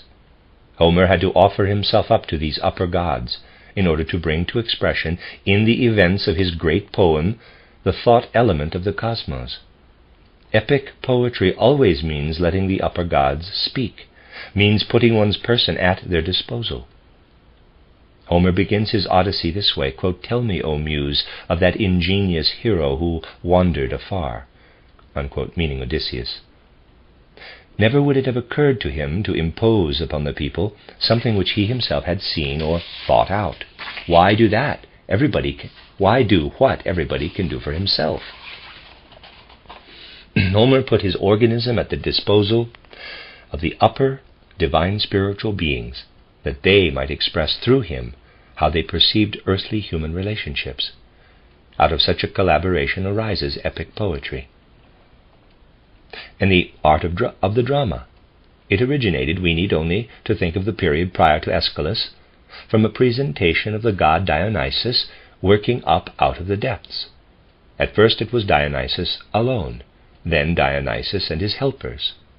A chorus grouped around him as a reflection of what is carried out not by human beings, but by the subterranean gods, gods of will, making use of human beings to bring to manifestation not the human, but divine will. Only gradually in Greece, as man's connection with the spiritual fell into oblivion, did the divine action depicted on the stage turn into purely human action. The process took place between the time of Aeschylus, when divine impulses still penetrated human beings, and the time of Euripides, when men appeared on the stage as men, though still bearing super-earthly impulses. Real naturalism became possible only in modern times. In poetry and drama, man must find his way back to the spiritual. Thus we may say in summary, epic poetry turns to the upper gods, drama to the lower gods. True drama shows the divine world lying below the earth, the chthonic world, rising up onto the earth for the reason that man can make himself into an instrument for the action of this nether world. In contrast, epic poetry sees the upper spiritual world sink down. The muse descends, and making use of man through his head proclaims man's earthly accomplishments, or else those out in the universe. In drama, the subterranean will of the gods rises up from the depths, making use of human bodies in order to give free rein to their wills. One might say, here we have the fields of earthly existence. Out of the clouds descends the divine muse of epic art. Out of earthly depths there rise like vapor and smoke the Dionysian, chthonic, divine spiritual powers, working their way upward through men's wills. We have to penetrate earth regions to see how the dramatic element rises like a volcano, and the epic element sinks down from above like a blessing of rain. And it is right here on this same plane with ourselves that the cosmic element is enticed and made gay, joyous, full of laughter, through nymphs and fire spirits. Right here that the messengers of the upper gods cooperate with the lower. Right here in the middle region that man becomes lyrical. Now man does not feel the dramatic element rising up from below, nor the epic element sinking down from above. He experiences the lyrical element living on the same plane as himself, a delicate, sensitive, spiritual element which does not rain down upon forests nor erupt like volcanoes splitting trees, but rather rustles in leaves, expresses joy through blossoms, wafts gently in wind. In whatever on our own plane lets us divine the spiritual in matter, stretching hearts, pleasantly stimulating breath, merging our souls with outer nature, as symbol of the soul spiritual world. In all this there lives and weaves a lyrical element which looks up with happy countenance to the upper gods, and down with saddened countenance to the gods of the underworld.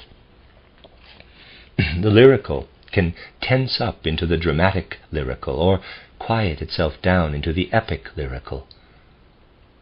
For the hallmark of the lyrical, whatever its form, is this: man experiences what lives and weaves in the far reaches of the earth with his middle nature, his feeling nature. You see, if we really enter the spirituality of world phenomena, we gradually transform dead abstract concepts into a living, colorful, form-bearing weaving and being. Because what surrounds us lives in the artistic, mere intellectual activity can, almost unnoticed, be transformed into artistic activity. Let me read that again. Because what surrounds us lives in the artistic, mere intellectual activity can, almost unnoticed, be transformed into artistic activity.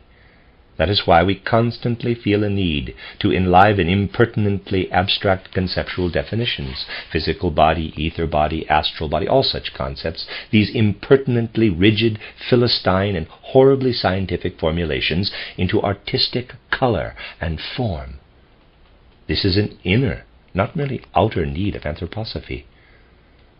Therefore the hope may be expressed that all mankind will extricate itself from naturalism, drowned as it is in philistinism and pedantry, through everything abstract, theoretical, merely scientific, practical without being really practical. Man needs a new impetus.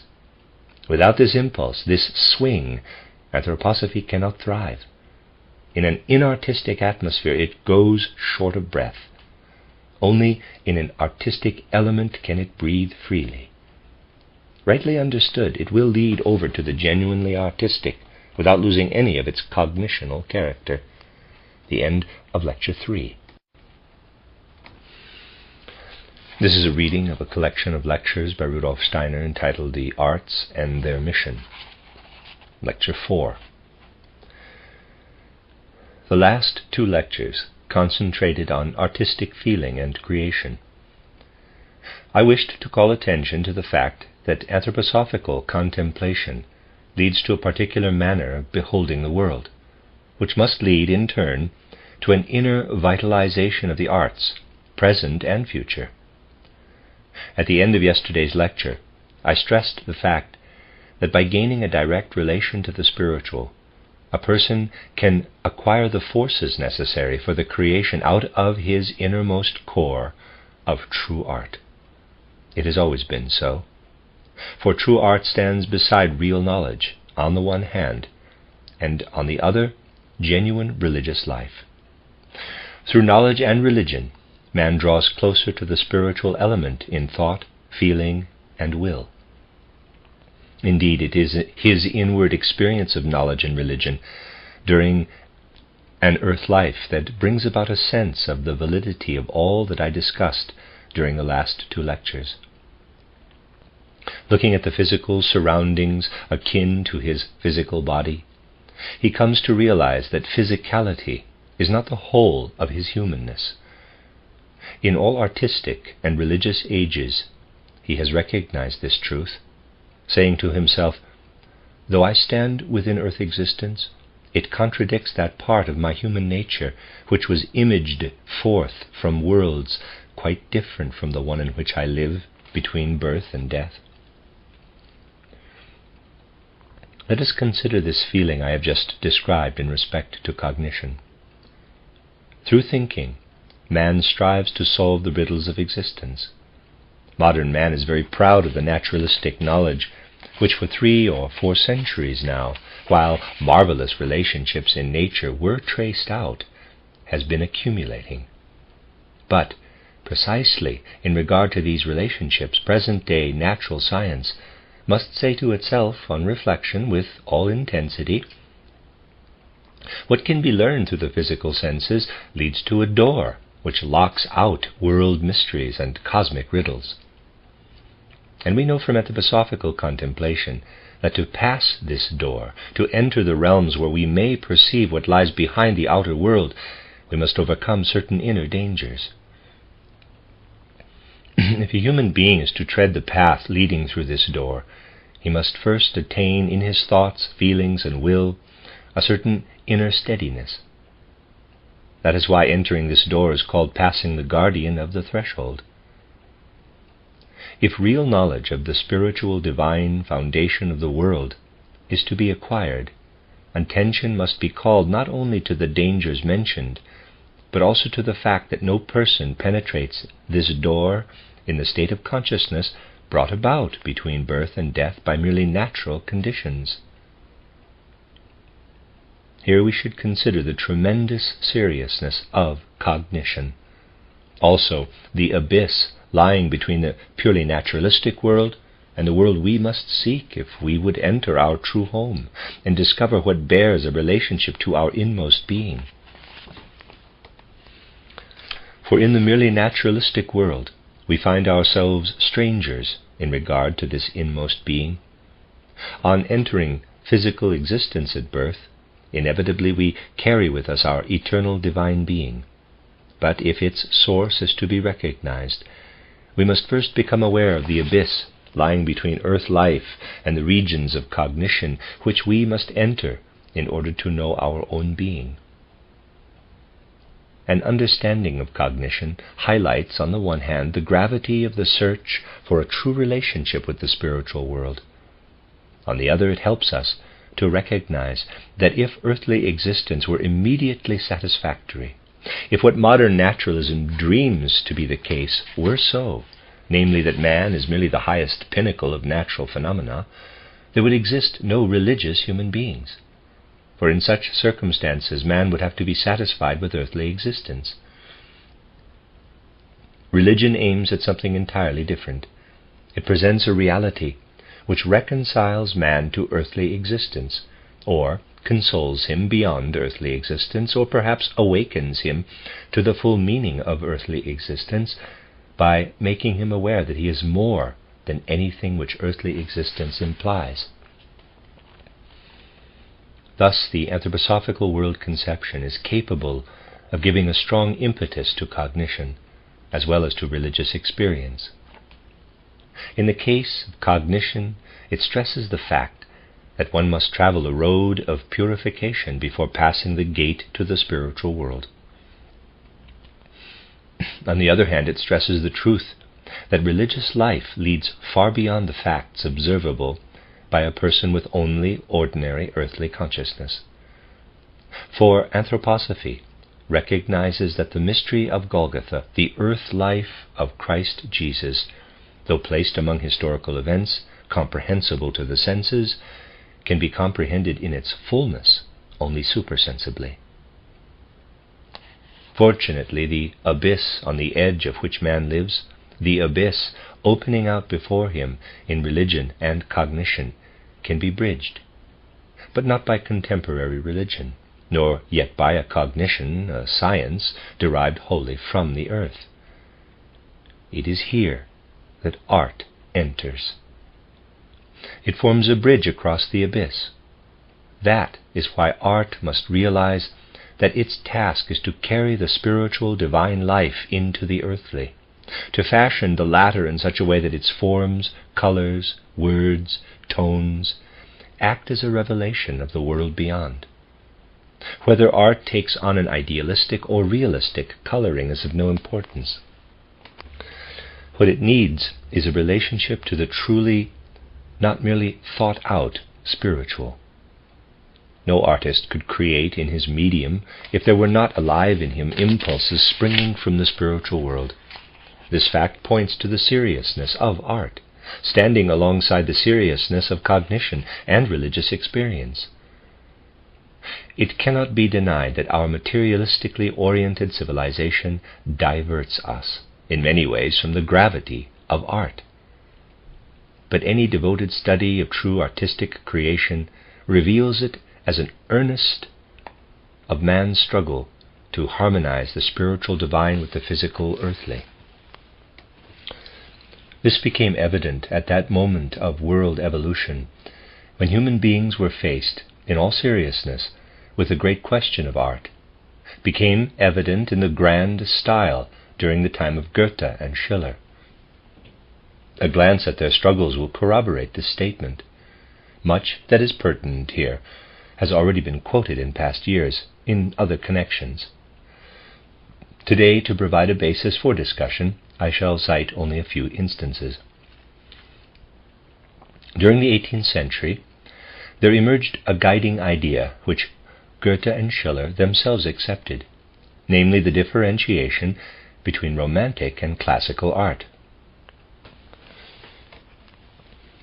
Espousing classicism, Goethe tried to become its nurturer by familiarizing himself with the secrets of great Greek art. His Italian journey was fulfillment of his longing. In Germany, that northern land, he felt no possibility of reconciling, artistically, the divine spiritual hovering before his soul and the physical sensory standing before his senses. Greek art, so abundant in Italy and now deeply perceived, taught him the harmonization he lacked when he left Weimar for Italy. The impression he makes in describing his experience is, I must coin a paradoxical expression, at once heroic and touching. In art, Goethe was a classicist, in the sense, if we use words which satisfactorily express his own idea, that he directed his gaze primarily toward the external, the sensory real. But he was too profound a spirit not to feel a discrepancy between the sensory and that which derives from other realms, home of his soul. Sense evidence should be purified, elevated through shaping, through an appropriate treatment. Thus Goethe the artist distilled from natural forms and human actions an element which, although presented imperfectly in the sensory, physical, could be brought to clarity without infidelity to the physical. In other words, he let the divine spiritual shine through purified sensory forms. Always it was his earnest endeavor not to take up the spiritual lightly in his writings, not to express the divine spiritual offhandedly. For he was convinced that romanticism can make only a facile, all too easy introduction of the spiritual into the physical, not deal with it comprehensively and effectively. Never was it his intention to say, "The gods live. I resort to symbolism to prove my conviction that the gods live." He did not feel thus. On the contrary, he felt somewhat as follows: "I see the stones. I behold the plants. I observe the animals. I perceive the actions of human beings. To me, all these creations have fallen away from the divine spiritual. Nevertheless, through their earthly forms and colors, show a desertion from the divine spiritual. I must, by my treatment, lift them to a level where they can reflect, out of their own natures, that same divine spiritual. I need not become unfaithful to nature." This Goethe felt. Just purify seceded nature by artistic fashioning. Then it will express the divine spiritual. This was Goethe's conception of classicism, of the main impulse of Greek art, of all true art. Schiller was unable to go along with this viewpoint. Because his gaze was directed idealistically into the spiritual world, he used physical things as indicators only. Thus he was the dayspring of post-Goethean romantic poetry. It is extraordinarily interesting to watch the reversal of method. For romantic poetry, as opposite pole to the classicism striven for by Goethe, despaired, as it were, of elevating the earthly sensory to the divine, being satisfied to use it only as a more or less successful way of pointing to the divine spiritual. Let us look at the classicism of Goethe, composer of these beautiful lines, quote, "Who possesses science and art possesses religion as well. Who possesses the first two not, oh, grant him religion." I'll give the German a try. "Wer Wissenschaft und Kunst besitzt, hat auch Religion. Wer jene beiden nicht besitzt, der habe Religion." Goethe, permeated by a conviction that every artist harbors the religious impulse. Goethe, to whom the trivially religious was repulsive, because there lived in him a deep religious impulse, took the greatest pains to purify artistically the sensory, physical, earthly form, to a point where it became an image of the divine spiritual. Let us look at his careful way of working. He took up what was robustly earthly, without feeling any necessity of changing it greatly to give it artistic form. Consider in this respect his title Götz von Berlichingen. He treated the biography of this man objectively and with respect, while dramatizing it, as demonstrated by the title of the first version, Geschichte Gottfriedens von Berlichingen mit der eisernen Hand, History of Gottfried of Berlichingen, of the iron hand, dramatized. In other words, by changing only slightly the purely physical, he led it over into the dramatic, wishing, as artist, to part with the earth as little as possible, presenting it as a manifestation of the spiritual divine world order. Take another instance. Let us see how he approached his Iphigenie, his Tasso. He conceived these dramas, shaped their subject matter poetically. But what happened then? He did not dare to give them their final form. In the situation in which he found himself, he, Goethe, who was born in Frankfurt and studied in Leipzig and Strasbourg, before going to Weimar, he, the Weimar-Frankfurt Goethe, did not dare to finish these dramas. He had to go to Italy and walk in the light of Greek art, to elevate the sensory, physical, earthly, to a level where it could image forth the spiritual. Imagine the battle Goethe went through in order to bridge the abyss between the sensory, physical, earthly, and divine spiritual. It was like an illness when he left Weimar under cover of night, saying nothing to anybody, to flee to an environment in which he could master and elevate and spiritualize, as never in the North, the forms he worked with. His psychology is deeply moving. As I said before, it has about it something that might be called heroic touching. Let us go further. It is characteristic of Goethe, the paradox may strike you as peculiar, that he never finished anything. He began Faust in one great fling, but only the Philistine Eckermann could induce him, in his old age, to bring this drama to a conclusion, and then it was only just barely possible for the author. For Goethe to bring his Faust to artistic form was a tremendous struggle, which required the help of somebody else. Then take Wilhelm Meister. After its inception, he did not wish to finish. It was Schiller who persuaded him to do so. And if we scrutinize the matter, we might say, if only Schiller had not done so, for what Goethe then produced was not on the same level as his first sketch, which would have remained a fragment. Take the second part. Episodes are assembled. The writing is not all of a piece. It is not a uniform work of art. Now observe how, as in Pandora, Goethe strove to rise to the pinnacle of artistic creation by drawing his figures from the Greek world, which he loved so much.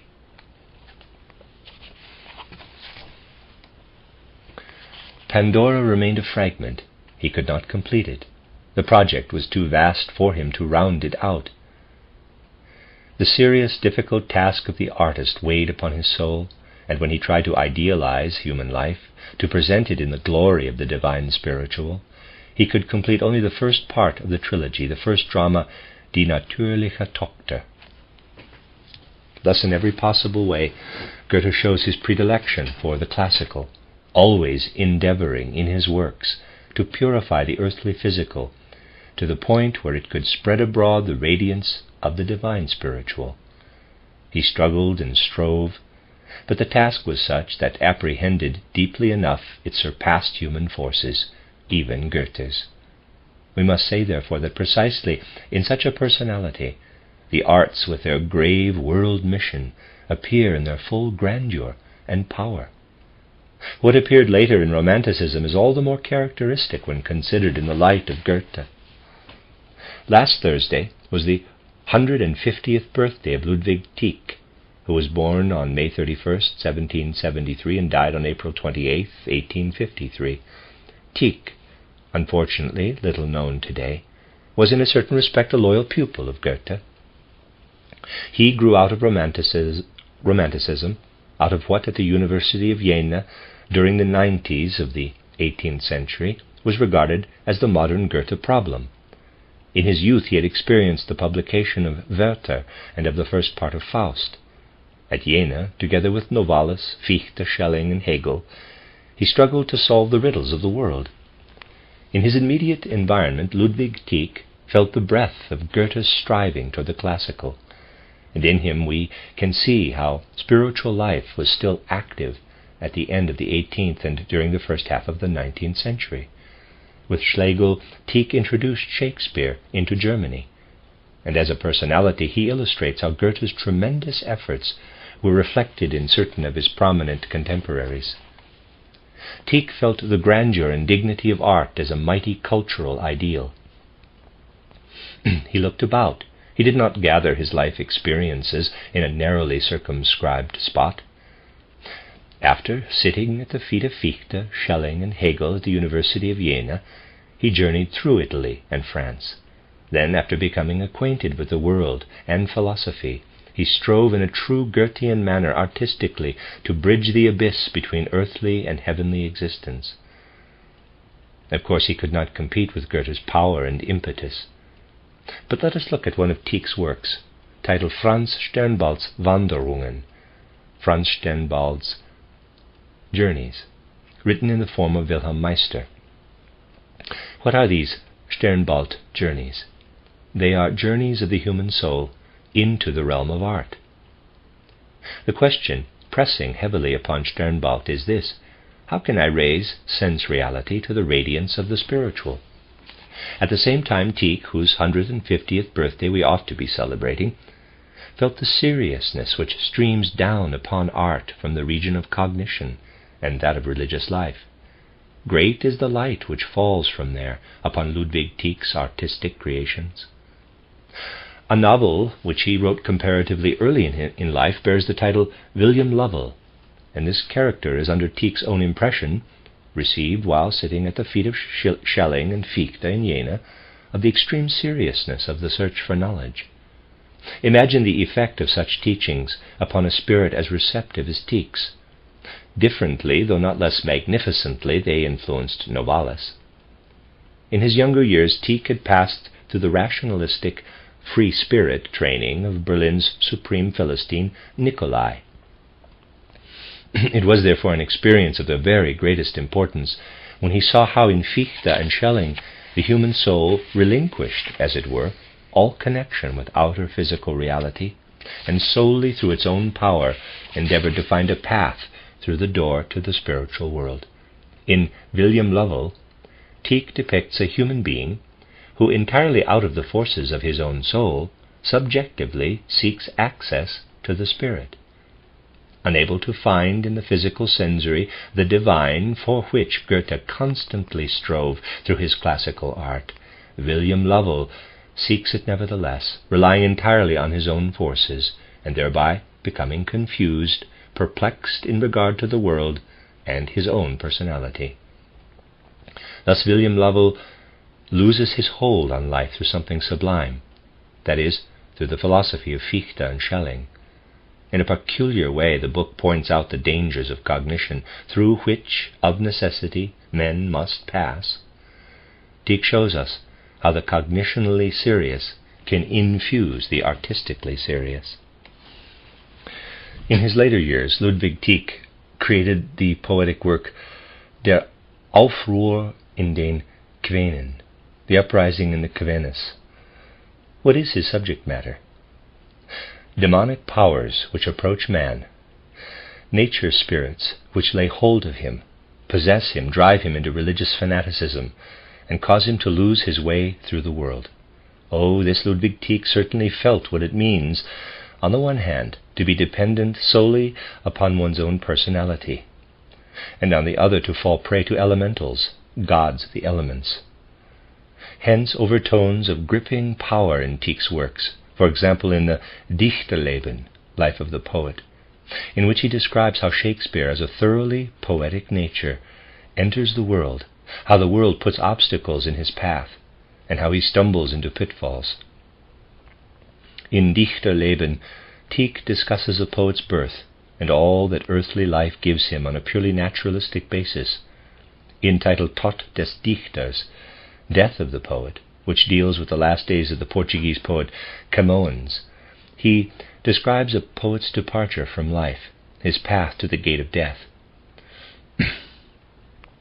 It is deeply moving how Tieck describes, out of the seriousness of the Goethe age, the beginning and end of an artist's life.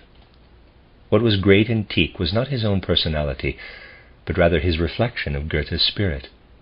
Most characteristic, therefore, is his treatment of those really practical people who want to stand solidly on the earth without spiritual impulse in artistic presentation. Oh, there exists no more striking satire on novels about knights and robber barons than Tieck's Blaubart, Bluebeard, and again no more striking satire on the mawkishly emotional trying to be artistic than Tieck's Der Gestiefelte Kater, Puss in Boots, the woeful excess of sentiment which mutters of the divine spiritual, a sentimentality illustrated by the affected Iffland and babbling Kotzebue, he sends packing. Ludwig Tieck reveals how the Goetheanism of the first half of the 19th century was mirrored in a receptive personality, how something like a memory of the great ancient periods played into the modern age, periods in which mankind, looking up to the divine spiritual, strove to create in the arts memorials of the divine spiritual. Such a personality represents the transition from an age still spiritually vital, at least in memory, to an age blinded by a brilliant natural scientific world conception and less brilliant life practice, an age which will never find the spirit without the impetus which comes from direct spiritual perception, which is to say from imagination, inspiration, and intuition, as striven for by anthroposophy. Look from this point of view at the tremendous seriousness ensouling these writers. Not only Goethe, but many others despaired of finding their way into the spiritual world through contemporary cultural life.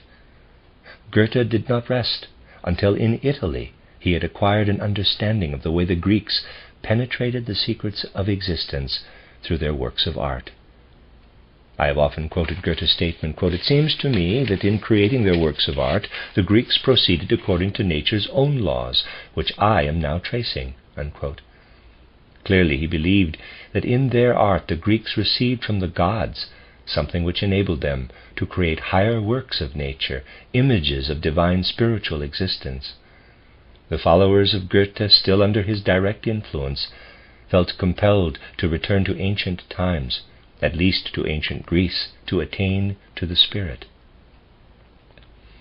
Hermann Grimm, who in many ways still felt Goethe's living breath, I mentioned this in my last article entitled Das Goetheanum, said repeatedly that the ancient Romans resembled modern human beings, though they wore the toga, walked like moderns, whereas the ancient Greeks all seemed to have had the blood of the gods flowing through their veins.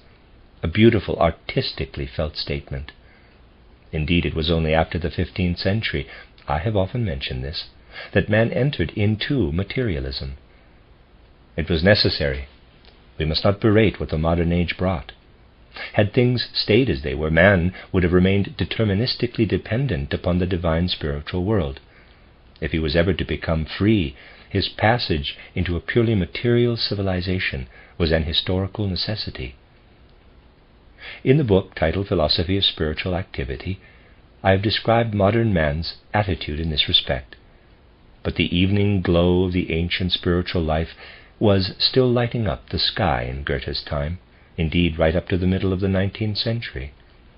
Therefore his longing for Italy, his hope of finding there, through an echo from ancient Greece, something unattainable in his own civilization, the spirit. Goethe could not live without having seen Rome and a culture which, however antiquated, still enshrined the spiritual in the sensory physical. He was preceded in this mood by Johann Joachim Winckelmann, a kind of personification of that evening glow of ancient spiritual life. Goethe's appreciation of Winckelmann comes out in his marvelously beautiful book on this man and his century, a glorious presentation of the strivings of a personality longing for the spirit. Through this book one senses what Goethe felt vividly, that Winckelmann went to the south, to Rome, to find in ancient spirituality the spirit he missed in the present, and restore it. Winckelmann was intoxicated by his search for spirituality. Goethe could feel that. And his book is superb, precisely because he was permeated with that same longing. In Rome both men sensed at last something of the breath of ancient spirituality. There Winckelmann traced the mysteries of art to remnants of Greek artistic impulses and absorbed them into his soul. There Goethe repeated the experience. Thus it was in Rome that Goethe rewrote Iphigenie. He had fled with his northern Iphigenie to Rome in order to rewrite it and give it the only form he could consider classical. Here he succeeded, which cannot be said of the works written after he returned home. In all this we see Goethe the artist's profoundly serious struggle for spirituality. Only after he had discovered in Raphael's colors and Michelangelo's forms the results of what he considered genuine artistic experience, could his own search come to fruition. Thus he represents the evening glow of a spirituality lost and no longer valid for modern man. Permit me now to make a personal remark. There was a certain moment when I felt deeply that what Winckelmann said when he travelled south to discover the secrets of art, and how Goethe followed in his footsteps. At the same moment I could not but feel strongly that the time of our surrender to the evening glow had passed. We must now search with all our might for a new unfolding of spiritual life, must give up seeking for what is past. All this I experienced at the destiny-allotted moment, when years ago I had to deliver some anthroposophical lectures about the evolution of world and man in the very rooms where Winckelmann lived during his Roman sojourn, the very rooms where he conceived his thoughts about Italian and Greek art, and enunciated the comprehensive ideas which filled Goethe with the enthusiasm expressed in his book on Winckelmann. Here in Winckelmann's quarters, the conviction permeated me that something new must be stated on the path to spiritual life, a strange connection of destiny. With this personal remark I conclude today's observations. The end of Lecture 4. This is a reading of a collection of lectures by Rudolf Steiner entitled The Arts and Their Mission. Lecture 5. I should like to supplement last week's lectures on art. Often I had to emphasize that the spiritual evolution of mankind has proceeded from the unity of science, art, and religion. In present-day spiritual life we have science, art, and religion separated, yet can look back into the time when these three streams flowed from a common source. That source is seen most clearly if we go back 4,000 or 5,000 years to poetry during the primeval ages, or rather, to what would today be called poetry. To fathom the poetry of the bearers of ancient culture, it is nonsense our looking for this culture in present-day primitive peoples. We must study the spiritual development of mankind in those ancient times through the mysteries. Let us examine the times when human beings did not look to the earth, but out into the cosmos to find a content for their spiritual life. or to satisfy the deepest needs of their souls. At that period, those with clairvoyant faculties, seeing the fixed stars and movements of the planets, considered everything on earth a reflection of events taking place in its cosmic environment. We need only remind ourselves how the ancient Egyptians measured by the rising of Sirius the significance of their lives of the river. Let me read that again. We need only remind ourselves how the ancient Egyptians measured by the rising of Sirius the significance for their lives of the river Nile, how they considered the Nile's influence a result of what could be fathomed only by studying the relationship between stars out there in the cosmos. To the Egyptians, their interplay in cosmic space was mirrored on earth by the activity of the Nile. This is but one example among many. For the conception held sway that occurrences in definite locations on earth imaged forth the observable mysteries of the starry heavens. We must also be clear about the fact that in ancient times human beings beheld in the heavens things quite different from those now being investigated and calculated with so-called astromechanics and astrochemistry. Today we shall direct our attention to the way people expressed themselves through poetry during the period when they received spiritual content for their souls in the manner described. I refer to an age when all the arts except poetry were but little developed. The other arts existed, to be sure, but in only a rudimentary state, because the human beings of that time were deeply conscious of the fact that with the word, created out of their organisms' innermost secret, they could express something supersensible, that language was fitted to express what appears in star constellations and star movements, far better fitted than the art mediums using substances taken directly from the earth. For language originates in spiritual man, this they felt, and is therefore eminently adapted to what from cosmic reaches manifests here on earth. Poetry, then, was not an offspring merely of fantasy, but of spiritual perception. And it was by this means that man learned what he in turn poured into the other arts. Poetry, which finds expression through words, was the medium by which man entered into soul communion with the stars, the extra-earthly. This soul communion constituted the poetic mood.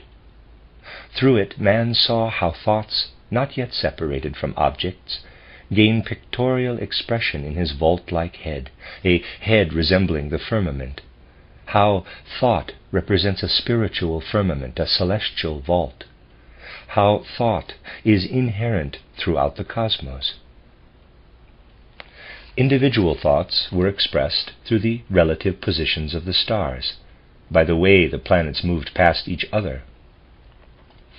In those ancient times, man, unlike the free man of a later age, did not think merely by virtue of his own inner force.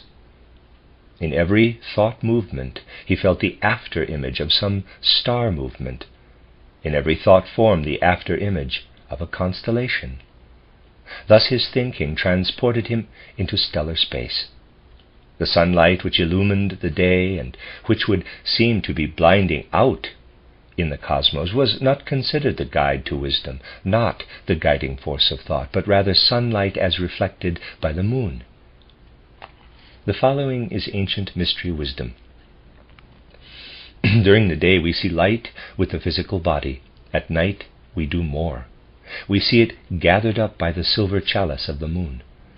And this sunlight, collected by the moon, was regarded as the soul's soma drink.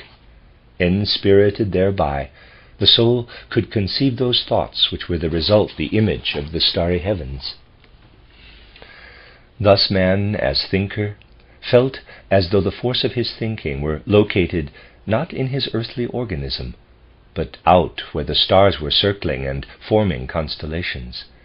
He felt his soul poured out into the entire universe. If he had investigated combinations and separations of thoughts, he would have looked not for laws of logic, but for the paths and constellations of the stars in the nightly firmament. The laws and images of his thinking existed in the heavens. When he became aware of his feeling, it was not the abstract feeling of which we speak today in our abstract time, but rather the concrete feeling closely united with such inner experiences as that of breathing and blood circulation, the vital interweaving of the interior of the human body. Thus he felt himself existing not only upon the physical earth, but in planetary space. He did not say, in the human organism millions of blood corpuscles circle, but rather, Mercury and Mars are crossing sun and moon.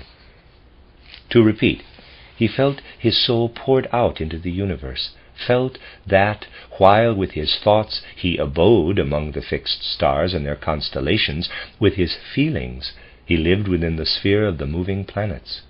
Only with his will did he feel himself on earth.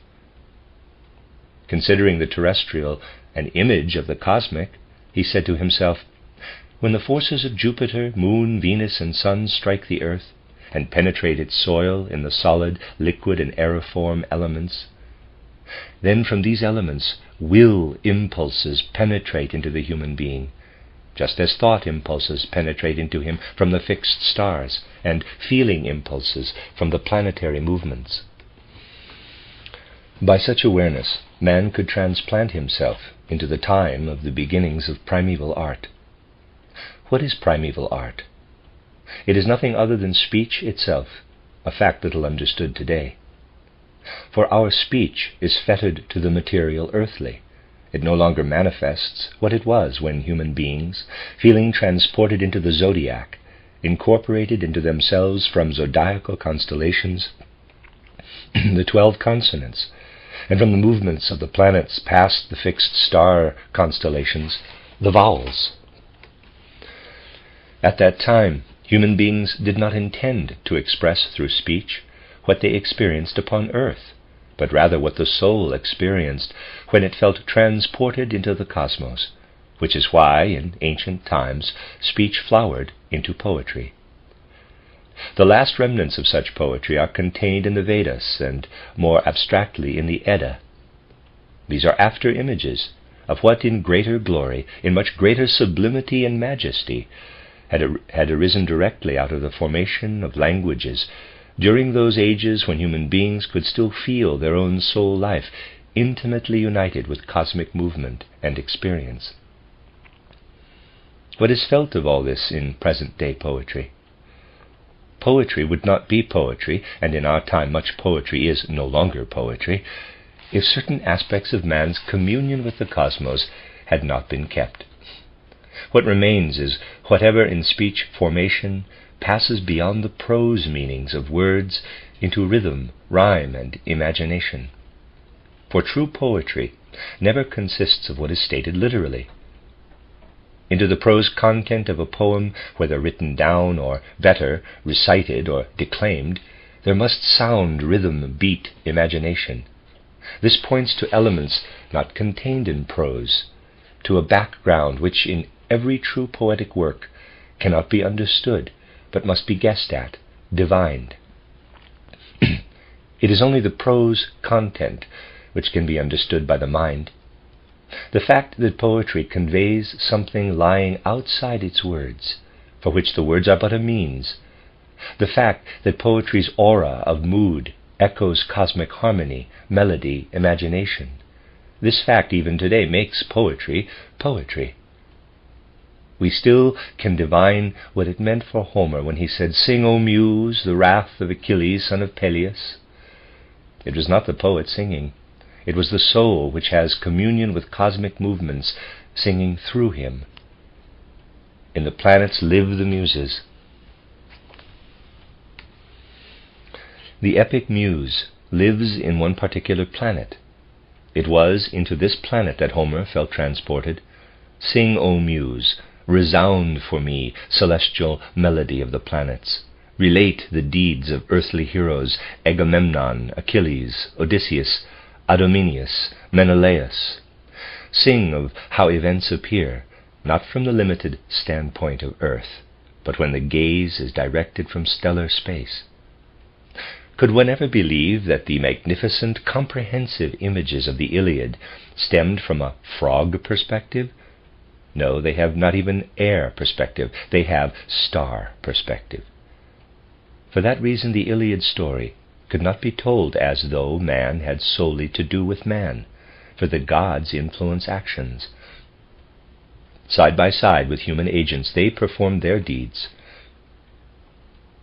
This is not frog perspective. This is the stellar perspective to which the soul of the poet longed to rise when he said, "Sing, O Muse, the wrath of Achilles, son of Peleus."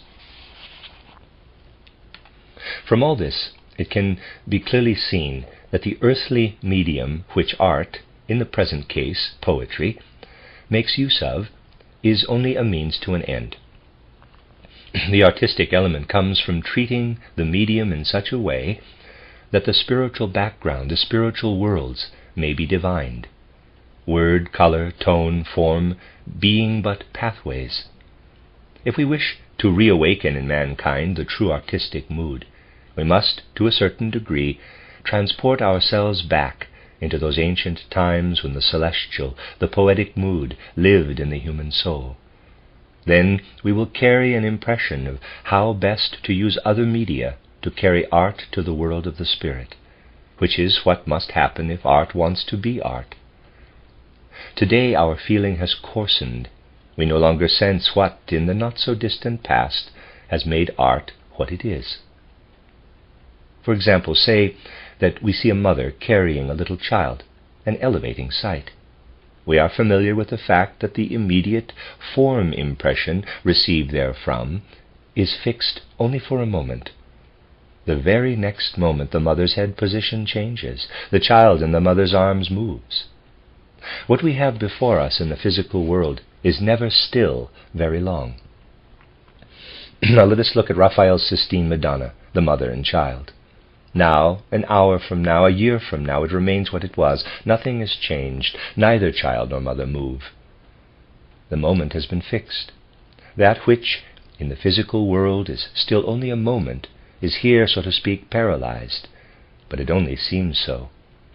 Today, we no longer feel what Raphael most certainly felt, asking, "Am I allowed to do that? To fix with my brush a single moment?" It is not a lie to convey an impression that the mother holds her child in the same manner today as yesterday. Is it right to impose upon anybody a prolongation of one particular moment? At present, such a question appears paradoxical, even nonsensical, but Raphael asked it. And what answer arose in him? This artistic obligation.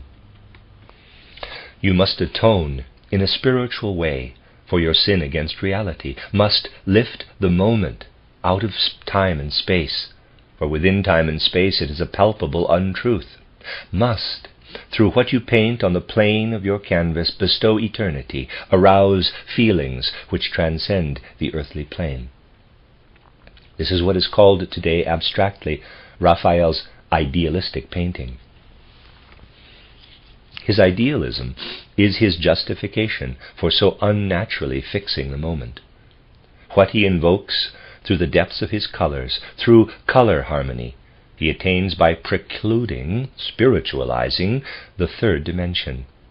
His use of colors elevates to the spiritual what is otherwise seen, materialistically, in the third dimension. Thus that which is not on but behind the plane through blue, not on but in front of the plane through red, that which steps out of the plane in a spiritual way, whereas the third dimension steps out of the plane only in a material way, bestows eternity on the moment, which is precisely what must be bestowed upon the moment. Without the eternal art is not art. I have known people, artists mainly, who hated Raphael. Why? Because they could not understand what is stated above, because they wanted to stop short with an imitation of what the moment presents, but which the next moment is gone. Once I became acquainted with a Raphael hater who saw the greatest progress in his own painting in the fact that he was the first who had dared to stop sinning against nature. That is, had dared to paint all the hairy spots of the naked body really covered with hair. How inevitable that a man who considered this great progress should have become a Raphael hater. But the episode also shows how badly our time has forsaken the spirit-born element in art, the element which knows why painting is based on the plane. Spatial perspective must be comprehended. It was necessary in our freedom-endowed fifth post-Atlantean period to learn to understand spatial perspective, that which conjures up on the plane not the pictorial but the sculptural. The real thing, however, is color perspective, which overcomes the third dimension not by foreshortening and focusing, but by a soul-spiritual relationship between colors, say between blue and red or blue and yellow. Painting must acquire a color perspective which overcomes space in a spiritual fashion. Thus can the artistic be brought back to what it was when it linked man directly to spiritual worlds.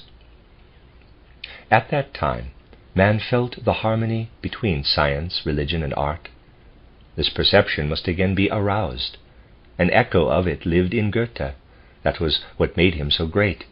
True, man in his freedom had to experience those three as separated, science, art, religion, but the division has made him lose the profundity of all three. Above all, he has lost communion with the cosmos. One need only exaggerate today's relation between art and science, between poetry and science. You may say I need not carry the problem to extremes to show the contemporary misrelationship between poetry, art, and science. But in a radical case, the whole misrelationship becomes clear. So I cite a radical case. Once in a certain city, there took place a meeting of scientists to discuss some great materialistic problems. You know the tremendous seriousness with which such meetings deal with scientific problems, a seriousness so great no individual dares to approach it with his personality. He therefore places a lectern in front of him, lays his manuscript on it, and reads a paper. Or rather, one scientist after another reads a paper. Personality is shoved aside. So strongly does this seriousness act, it is withdrawn from the individual and placed on the lectern, extremely serious. At such meetings every face looks grave. To be sure, they look like reflections of the lectern, but very serious indeed. At this particular meeting, the chairman turned to a group of poets with the request that they create out of their art poems which could be launched between courses at the banquet to follow. Thus the gentlemen, perhaps there were also ladies, went from this serious meeting to a dinner party where poems were presented making fun satirically of the various sciences. You see the misrelation between science and art. First, the scientists dealt very seriously with the position of a June bug's mandible or the chromosomes of a June bug's sperm. Then, between meat and dessert, poems were read which satirized this very research. First, the gentleman went to extremes of seriousness, then laughed. There was no inner relationship. You might criticize my citing so extreme an example of our civilization. I cite it because it is characteristic, because it shows in a radical manner the present-day relationship between cognition and art, namely no relationship at all. The gentleman who made poems for the banquet understood nothing of the scientific papers. It is not quite possible to state the reverse, namely that the worthy scientists did not understand the poems, although the poets assumed this, for they considered their work profound. But there is not much to be understood in such poetry, and it may therefore be inferred that even the illustrious gathering understood it in some degree. It is highly important for our time to observe how a homogeneous human spiritual life has been split into three parts, which have fallen away from each other. For there is now a most urgent necessity to recompose the whole. If a philosopher speculates today about unity and doubleness, monism and dualism, he does so with a neutral mind, marshalling abstract concepts in defense of the one or the other. Both viewpoints can be proved equally well. In the ages whose relationship to art has just been sketched, a discussion of unity or duality, of the one with or without the other, aroused all the forces of men's soul. Whether the world sprang from an undivided source, or whether, on the contrary, good and evil are two divided original powers, the battle between monism and dualism was, in bygone ages, an artistic religious concern, which aroused all the forces of the human soul, and upon which man felt that his welfare, his bliss, depended. Though in former times he considered these questions closely bound up with his salvation, today he speaks of them with indifference. If we do not acquire a breath of the artistic, religious, cognitional soul mood which once held sway, there will be no impulse toward the truly great in art. Still another feeling lived in those ages. People spoke of the soma drink, of sunlight poured into the silver moon chalice, the reality with which they filled their souls in order to understand the secrets of the cosmos. Speaking of the soma drink, they felt themselves in direct soul communion with the cosmos. Soul experiences took place simultaneously on earth and in the cosmos. People felt that the gods revealed themselves through fixed stars and orbiting planets. By forming images of themselves on earth, the fixed star constellations and planetary movements made it possible for the soul to experience a cosmic element. If it drank the soma drink and carried out sacrifices in a ritualistic, artistic, cognitional manner, the soul gave back to the gods, in the rising smoke to which it entrusted the religious, artistic, poetic word, what the gods needed for continued world creation. For the gods did not create man in vain. He exists on earth in order that something which can be achieved only by man may be used by the gods for further world creation. Man is on earth because the gods need him. He is on earth so that he may think, feel, and will what lives in the cosmos. If he does it in the right way, the gods can take this changed thing and implant it into the configuration of the world. Thus man, if in sacrifice and art he gives back what the gods gave him, cooperates in building the cosmos. He has a soul connection with cosmic evolution. If we permeate ourselves with a conception of this relationship within spiritual, physical, cosmic evolution, we can apply it to the present world. There we see a cognition which wishes only to fashion matter, and which applies earthly laws and calculations even to astrochemistry and astronomy. A cognition, the so-called scientific one, which holds good only for earth evolution. But this cognition will cease to be of significance to the degree that the earth is transformed into Jupiter, Venus, Vulcan. To repeat, today science has only an earthly meaning. Its purpose is to help human beings to become free here on earth, but the gods cannot use this science for the continued cosmic creation. Abstract thoughts are the ultimate abstraction, the corpse of the spirit world. What is carried out scientifically has meaning only for the earth. Having acted on earth as thought, it is shattered, buried. It does not live on. In truth, what Ursula Karen, grandmother of the poet Adalbert Stifter, told him about the sunset glow belongs more intensively to the cosmos than what is to be read today in scientific books. Take everything in those books about the way sunlight acts on clouds to produce the evening glow. Collect everything described there as natural laws. It has an earthly significance only. The gods cannot gather it up from earth to use it in the cosmos. Adalbert Stifter's grandmother said to the boy, "Child, what is the evening glow? Child, when it appears, the Mother of God is hanging out her clothes. She has so many to hang out on the heavenly dome." This is an utterance on which the gods can draw for the further development of the world. Modern science tries to describe in precise concepts what exists now, but this will never become future. It is of the present. but Adalbert Stifter's grandmother, having preserved much of what lived in ancient souls, said something about which a modern scientist could only smile. He might consider it beautiful, but would have no inkling of the fact that her words are of greater significance for the cosmos than all his vaunted science. From whatever is useful in this sense, from whatever creates not space and time thoughts, but eternally active thoughts, all true art has arisen.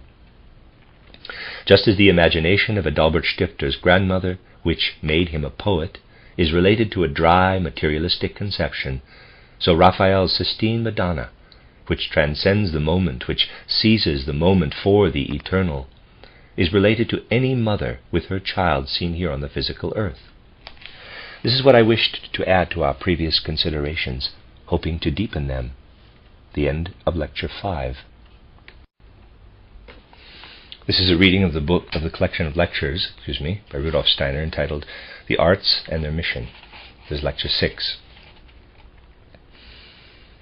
Today I would like to examine certain other aspects of our subject.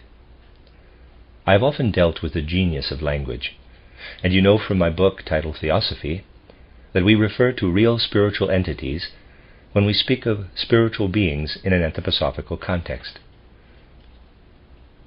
Thus, genius of language designates the spiritual entity behind any specific language, an entity with whom man can become familiar, and through whom he can receive from the spiritual world strength to express his thoughts, which at the outset are present in his earthly self as a dead heritage from that higher world.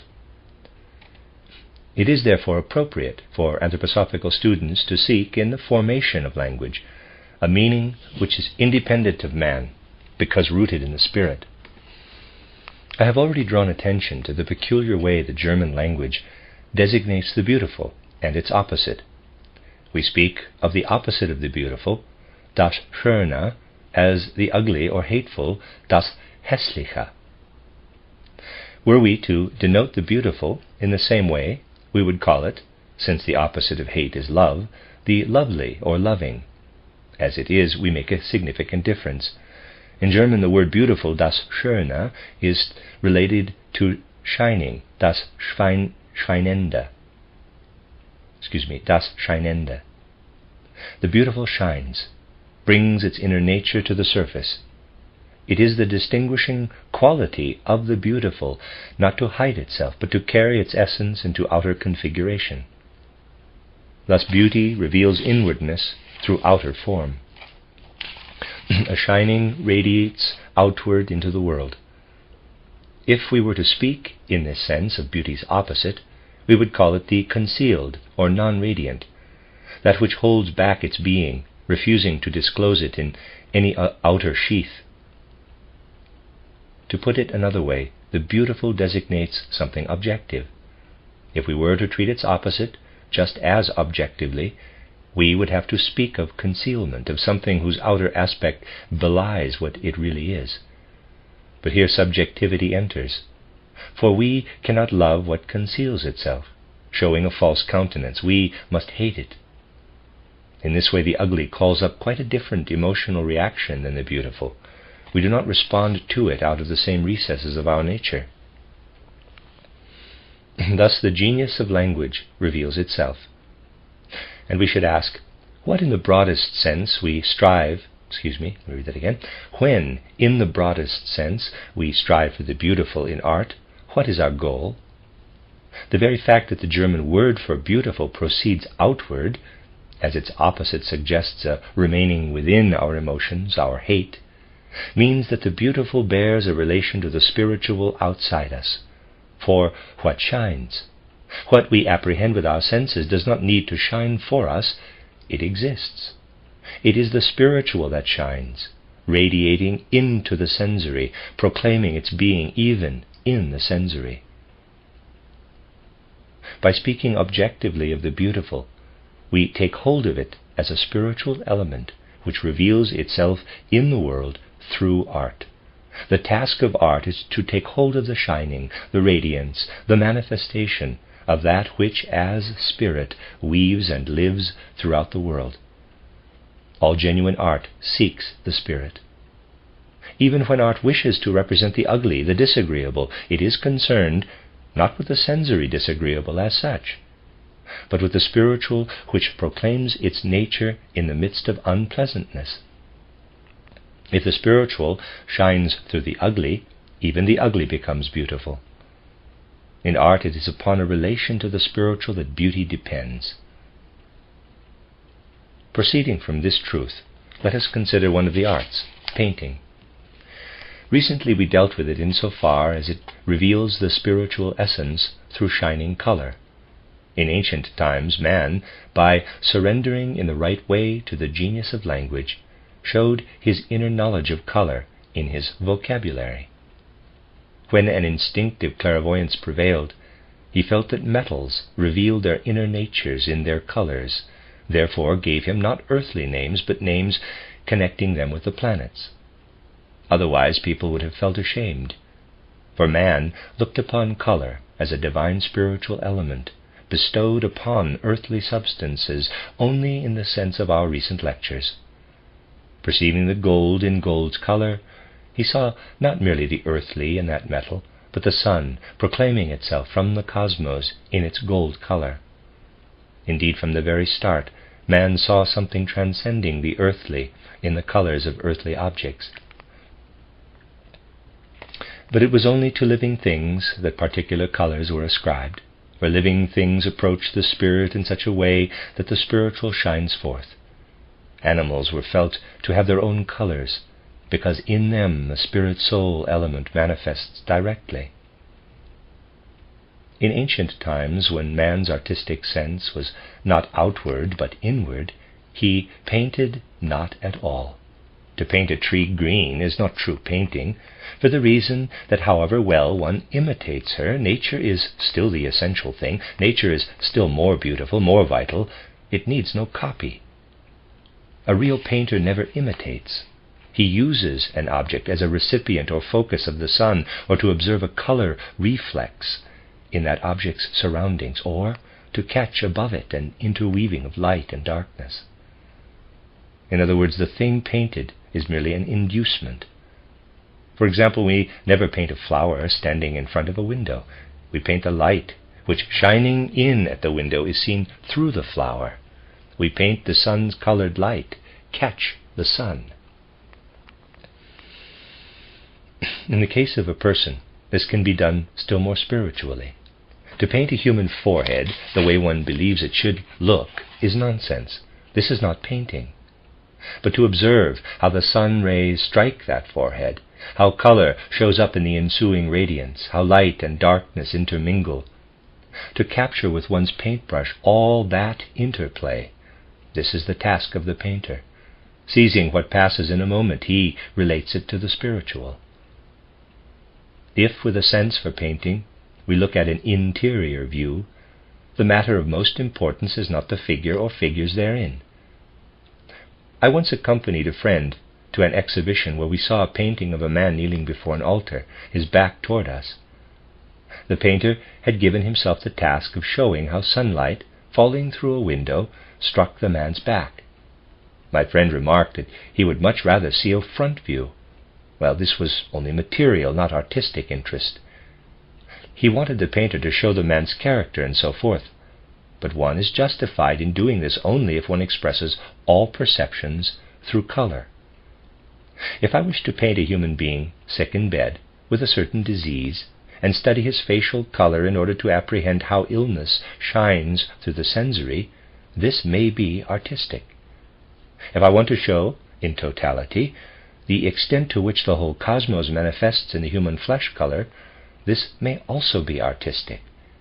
But if I try to imitate Mr. Lehmann, as he sits here before me, I will not succeed. Moreover, this is not the task of art. What is artistic is how the sun illumines him, how light is deflected through his bushy eyebrows. Thus, for a painter, the important thing is how the whole world acts upon his subject, and his means of holding fast to a transitory moment are light and darkness, the whole spectrum. In times not so long ago, one could not imagine a presentation of Mary, the Mother of God, without a face so transfigured it had passed beyond the ordinary human state, a face overcome by light. One could not imagine her clothed otherwise than in a red garment and blue cloak, because only so is the Mother of God placed rightly into earthly life. The red garment depicting all the emotions of the earthly, the blue cloak, the soul element which weaves the spiritual around her, the face permeated and transfigured by Spirit, overcome by light as a revelation of the Spirit. We do not, however, properly and artistically take hold of these truths if we stop with what I have just described. For I have translated the artistic into the inartistic. We feel them artistically only if we create directly out of red and blue and the light by experiencing the light in its relationship to colors and darkness as a world in itself. Then colors speak their own language, and the Virgin Mary is created out of them. To achieve this, one must live with color. Color must become emancipated from the heavy matter opposing its innermost nature. Palette colors are alien to true painting, in that when used on a plain surface they have a down-dragging effect. One cannot live with oil-based colors, only with fluid colors. When a painter puts fluid colors upon a plane, color, owing to the peculiar relationship between man and color, springs to life. He conceives out of color. A world arises out of it. True painting comes into being only if he captures the shining, revealing, radiating element as something living. Only if he creates what is to be formed on the plane out of this element. For to understand color is to understand a component part of the world. Kant once said, "Give me matter, and out of it I shall create a world." Well, you could have given him matter endlessly without his ever being able to make a world out of it. But out of the interplaying medium of color, a world of sorts can indeed be created, because every color has direct relationship with something spiritual. In the face of present-day materialism, the concept and activity of painting have, except for the beginnings made by Impressionism and still more by Expressionism, been more or less lost. For the most part, modern man does not paint. He imitates figures with a kind of drawing, then colors the surface. But colored surfaces are not painting, for the reason that they are not born out of color and light and darkness. We must not misunderstand things. If somebody goes wild and just lays on colors side by side in the belief that this is what I call overcoming drawing, he is mistaken. By overcoming drawing, I do not mean to do away with drawing, but to let it rise out of the colors, be born from the colors. Colors will yield a drawing. One simply has to know how to live in colors. Living so, an artist develops an ability, while disregarding the rest of the world, to bring forth works of art out of color itself. Look at Titian's Ascension of Mary. This painting stands at the boundary line of the ancient principle of art. The living experience of color one finds in Raphael, and more especially in Leonardo da Vinci, has departed. Only a certain tradition prevents the painter from totally forsaking the living in color. Experience this Ascension of Mary. The green, the red, the blue, cry out. Now take the details, the individual colors and their harmonious interaction, and you will feel how Titian, sorry, I don't know how to say his name, lived in the element of color, and how in this instance he really created out of it all three worlds. Look at the wonderful build-up of those worlds. Below he has created, out of color, the apostles, experiencing the event of Mary's ascension. One sees in the colors how these men are anchored to the earth, colors which convey not heaviness in the lower part of the painting, only a darkness which fetters the watching ones to earth. In the color treatment of Mary, one experiences the intermediate realm. A dull darkness from below connects her feet and legs with the earth, while above her light preponderates. This third and highest realm receives her head and radiates above it in full light, lifting it up. Thus are set forth through inner color experience the three stages of lower realm, middle realm, and the heights where Mary is being received by God the Father. To understand this picture, we must forget everything else and look at it solely from the standpoint of color. For here the three stages of the world are derived from color, not intellectually, but artistically. True painting takes hold of this world of effulgent shining, of splendid manifestation in light and darkness and color, in order to contrast what is earthly material with the artistic. But the artistic is not permitted to reach the spiritual. Otherwise it would be not shine, but wisdom. For wisdom is no longer artistic. Wisdom leads into the formless and therefore undepictable realm of the divine. With artistry like Titian's in the Ascension of Mary, we feel on beholding the reception of Mary's head by God the Father that now we must go no further in the treatment of light. We must halt. For we have reached the limit of the possible. To carry it further would be to fall into the intellectualistic, the inartistic. We must not make one stroke beyond what is indicated by light, rather than contour. The moment we insist on contour, we become intellectualistic, inartistic. Near the top, this picture is in danger of becoming inartistic. The painters, immediately after Titian, fell prey to this danger. Look at the depiction of angels right up to the time of Titian. They are painted in heavenly regions. But look how carefully the painters avoided leaving the realm of color. Always you can ask yourself, in regard to these angels of the pre-Titian age and of Titian too, couldn't they be clouds? You cannot do that if there is no uncertainty about existence, being, or semblance, shine. If there is an attempt fully to delineate the essence of the spiritual, artistry ceases. In the 17th century it was otherwise, for materialism affects the presentation of the spiritual.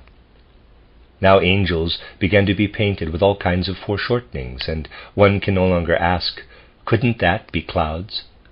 When reason is active, artistry dies. Again, look at the apostles below. One has a feeling that in this Ascension of Mary, only Mary is really artistic. Above there is the danger of passing into the formlessness of pure wisdom. If one attains the formless, one attains, in a certain sense, the zenith of the artistic. One has dared to press forward boldly to the abyss where art ceases, where the colors disappear in light, and where, if one were to proceed, one could only draw. But drawing is not painting. Thus the upper part of the picture approaches the realm of wisdom. And the more one is able to express in the sensory world this wisdom-filled realm, and the more the angels might be taken for billowy clouds shimmering in light, the greater the art. Proceeding from the bottom of the picture to the really beautiful, to Mary herself, rising into the realm of wisdom, we see that Titian was able to paint her beautifully, because she has not yet arrived at, but only soars up toward, the realm of wisdom. And we feel that were she to rise still higher, she must enter where art ceases. Below stand the apostles. Here the artist has tried to express their earth-fettered character, but now a different danger threatens. Had he placed Mary further down, he could not have depicted her inward beauty. If Mary were to sit among the apostles, she could not appear as she does, as a kind of balance between heaven and earth. She would look different. She simply does not fit among the apostles with their brownish tones. Not only are they subject to earthly gravity, something else has entered. The element of drawing takes hold. This you can see in Titian's picture. Why is it so? Well, brown having already left the realm of color, it cannot express Mary's beauty. Something not belonging entirely to the realm of the beautiful would be injected. If Mary stood or sat among the apostles and were colored as they are, it would be a great offense. I am now speaking only of this picture. and do not maintain that when standing on earth Mary must be in every instance, artistically speaking, an offense. But in this picture it would be a blow in the face if Mary stood below. Why? Because if she stood there colored like the apostles, we would have to say that the artist presented her as virtuous. This is the way he presents the apostles. We cannot conceive of them otherwise than looking upward in their virtue. But this, for Mary, would be inappropriate. With her virtue is so self-evident that we must not express it. It would be like presenting God as virtuous. If something is self-evident, if it has become the being itself, we must not express it in mere outer semblance. Therefore Mary soars up into a region beyond all virtues, where we cannot say of her through colors that she is virtuous, any more than we can say of God that he is virtuous. He may at most be virtue itself. But this is an abstract, philosophical statement, having nothing to do with art. With the apostles, however, the artist succeeded in representing through his color treatment virtuous human beings. They are virtuous. Let us look at how the genius of language reflects this truth. Tugend, virtue in German, is related to Taugen, to be fit in German. To be fit, to be able to cope with something morally, is to be virtuous. Goethe speaks of a triad: wisdom, semblance, and power. Art is the middle term. Semblance, the beautiful; wisdom is formless knowledge. Virtue is power, carried out worthwhile. Virtue is power to carry out worthwhile things effectively. Since ancient times this triad has been revered. Once, years ago, a man said to me, and I could appreciate his point of view, that he was sick and tired of hearing people speak of the true, the beautiful, and the good, for anyone in search of an idealistic expression mouthed the phrase. But in ancient times these realities were experienced not externally, but with complete soul participation. Thus in the upper region of Titian's picture, we see wisdom, not yet transcendent, radiating artistically because of the way it is painted. In the middle, beauty; below, virtue, that which is fit. What is the inner nature of the fit? Here is manifest the genius, the profundity of the languages active among men. If we proceeded in an exterior way, we might be reminded of a certain hunchback who went to church and listened to a priest describing quite externally how everything in the world is good and beautiful and fit. Waiting at the church door, the hunchback asked the priest, "You said the idea of everything is good. Have I, too, a good shape?" The priest replied, "For a hunchback you have a very good shape."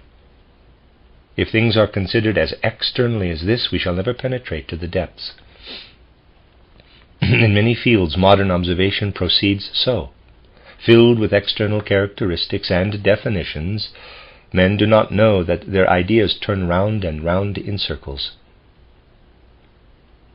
In respect to virtue, it is not a question of fitness for just anything, but of fitness for something spiritual, so that a person places himself into the spiritual world as a human being. Whoever is a complete human being by reason of his bringing the spiritual not merely to manifestation, but to full realization through his will, is in the true sense virtuous. Here we enter a region which lies within the human and religious, but no longer within the artistic sphere, and least of all within the sphere of the beautiful. Everything in the world contains a polarity.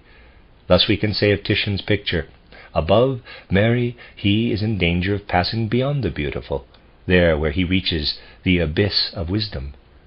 Below he comes to the brink of the other abyss, for as soon as a painter represents the virtuous, meaning that which man realizes through his own being, out of the spiritual, he again leaves behind the beautiful, the artistic. The virtuous human being can be painted only by characterizing virtue in its outer appearance, let us say by contrasting it with vice. But an artistic presentation of virtue as such is no longer possible. Where in our age do we not forsake the artistic? Simple life conditions are reproduced crudely, naturalistically, without any relation to the spiritual. And without this relation, there is no art. Hence the striving of Impressionism and Expressionism to return to the spiritual. Though in many cases clumsy, tentative, exploratory, it is better than the inartistic copying of a model. Furthermore, if one grasps the concept of the artistically beautiful, one can deal with the tragic in its artistic manifestations. The human being who acts in accordance with his thoughts, who lives his life intellectualistically, can never become really tragic. Nor can the human being who leads an entirely virtuous life. The only tragic person is one who in some way leans toward the daimonic, that is to say, toward the spiritual, whether in a good or bad sense.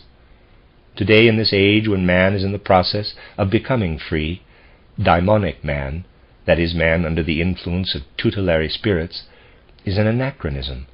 That man should outgrow the daimonic and become free is the whole meaning of the fifth post-Atlantean age. But as he progresses in freedom, the possibility of tragedy diminishes and finally ceases. Take ancient tragic characters, even most of Shakespeare's. They have a daimonism which leads to the tragic.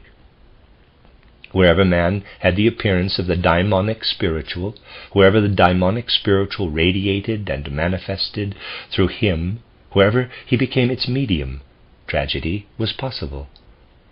In this sense, the tragic will have to taper off now. A free mankind must rid itself of tutelary spirits. This it has not yet done. On the contrary, it is more and more falling prey to such forces. But the great task and mission of the age is to pull human beings away from the daimonic toward freedom. The irony is that the more we get rid of the inner daimons which make us tragic personalities, the less do we get rid of external ones. For the moment modern man enters into relation with the outer world, he encounters something of the nature of daimons. Our thoughts must become freer and freer, and if, as I say in title The Philosophy of Spiritual Activity, thoughts become will impulses, then the will also becomes free. These are polaric contrasts in freedom: free thoughts, free will. Between lies that part of human nature which is connected with karma. And just as once upon a time the daimonic led to tragedy, so now the experiencing of karma can lead to inmost tragedy. Tragedy will flourish when man experiences karma. As long as we live in our thoughts, we are free. But the words with which we have clothed our thoughts, once spoken or written, no longer belong to us. What may happen to a word I have uttered? Having absorbed it, somebody else surrounds it with different emotions and sensations, and thus the word lives on. As it flies through the world, it becomes a power proceeding from man himself. This is his karma. Because it connects him with the earth, it may burst in on him again.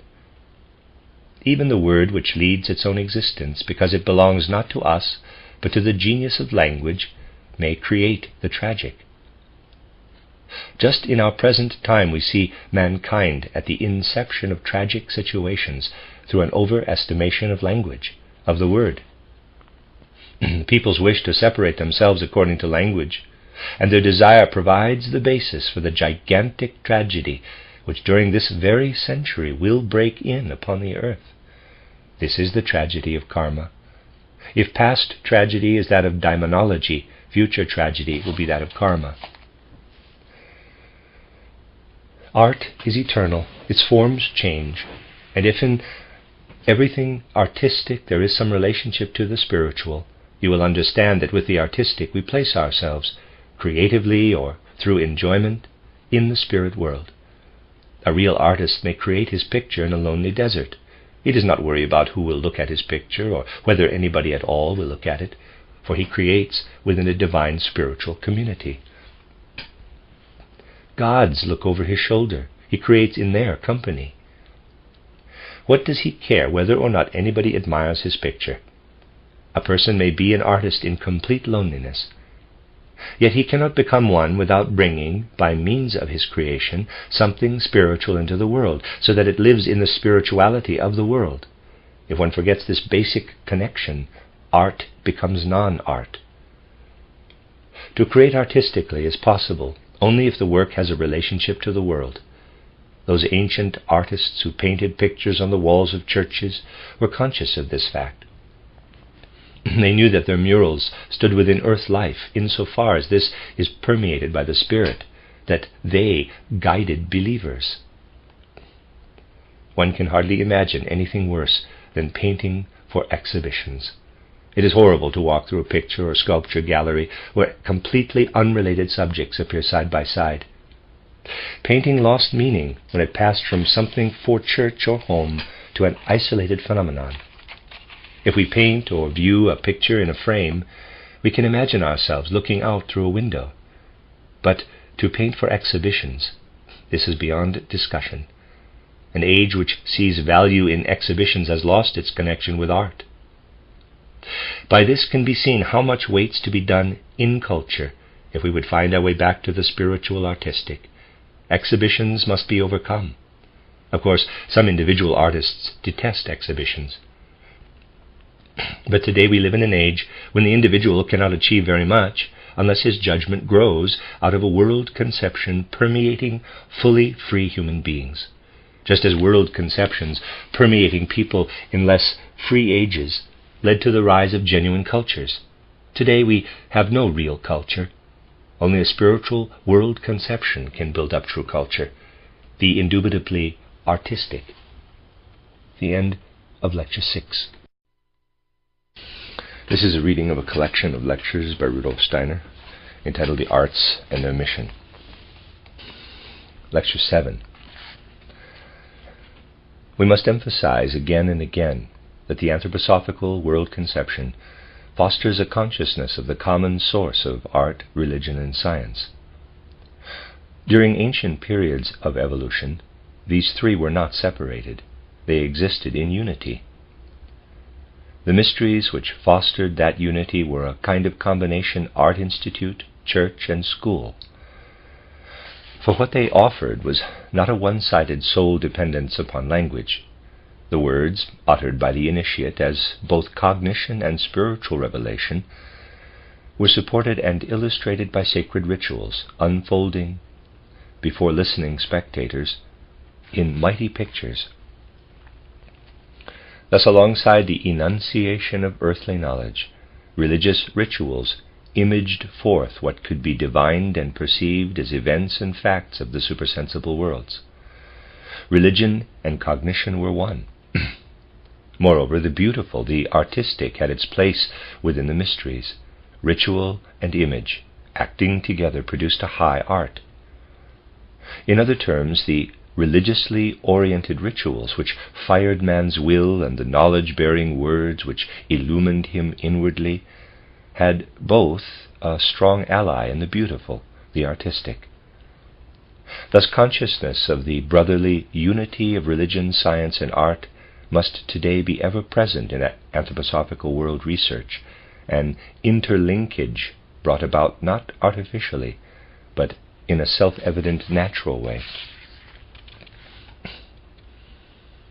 Modern intellectualistic materialistic science tries to grasp the world in thoughts.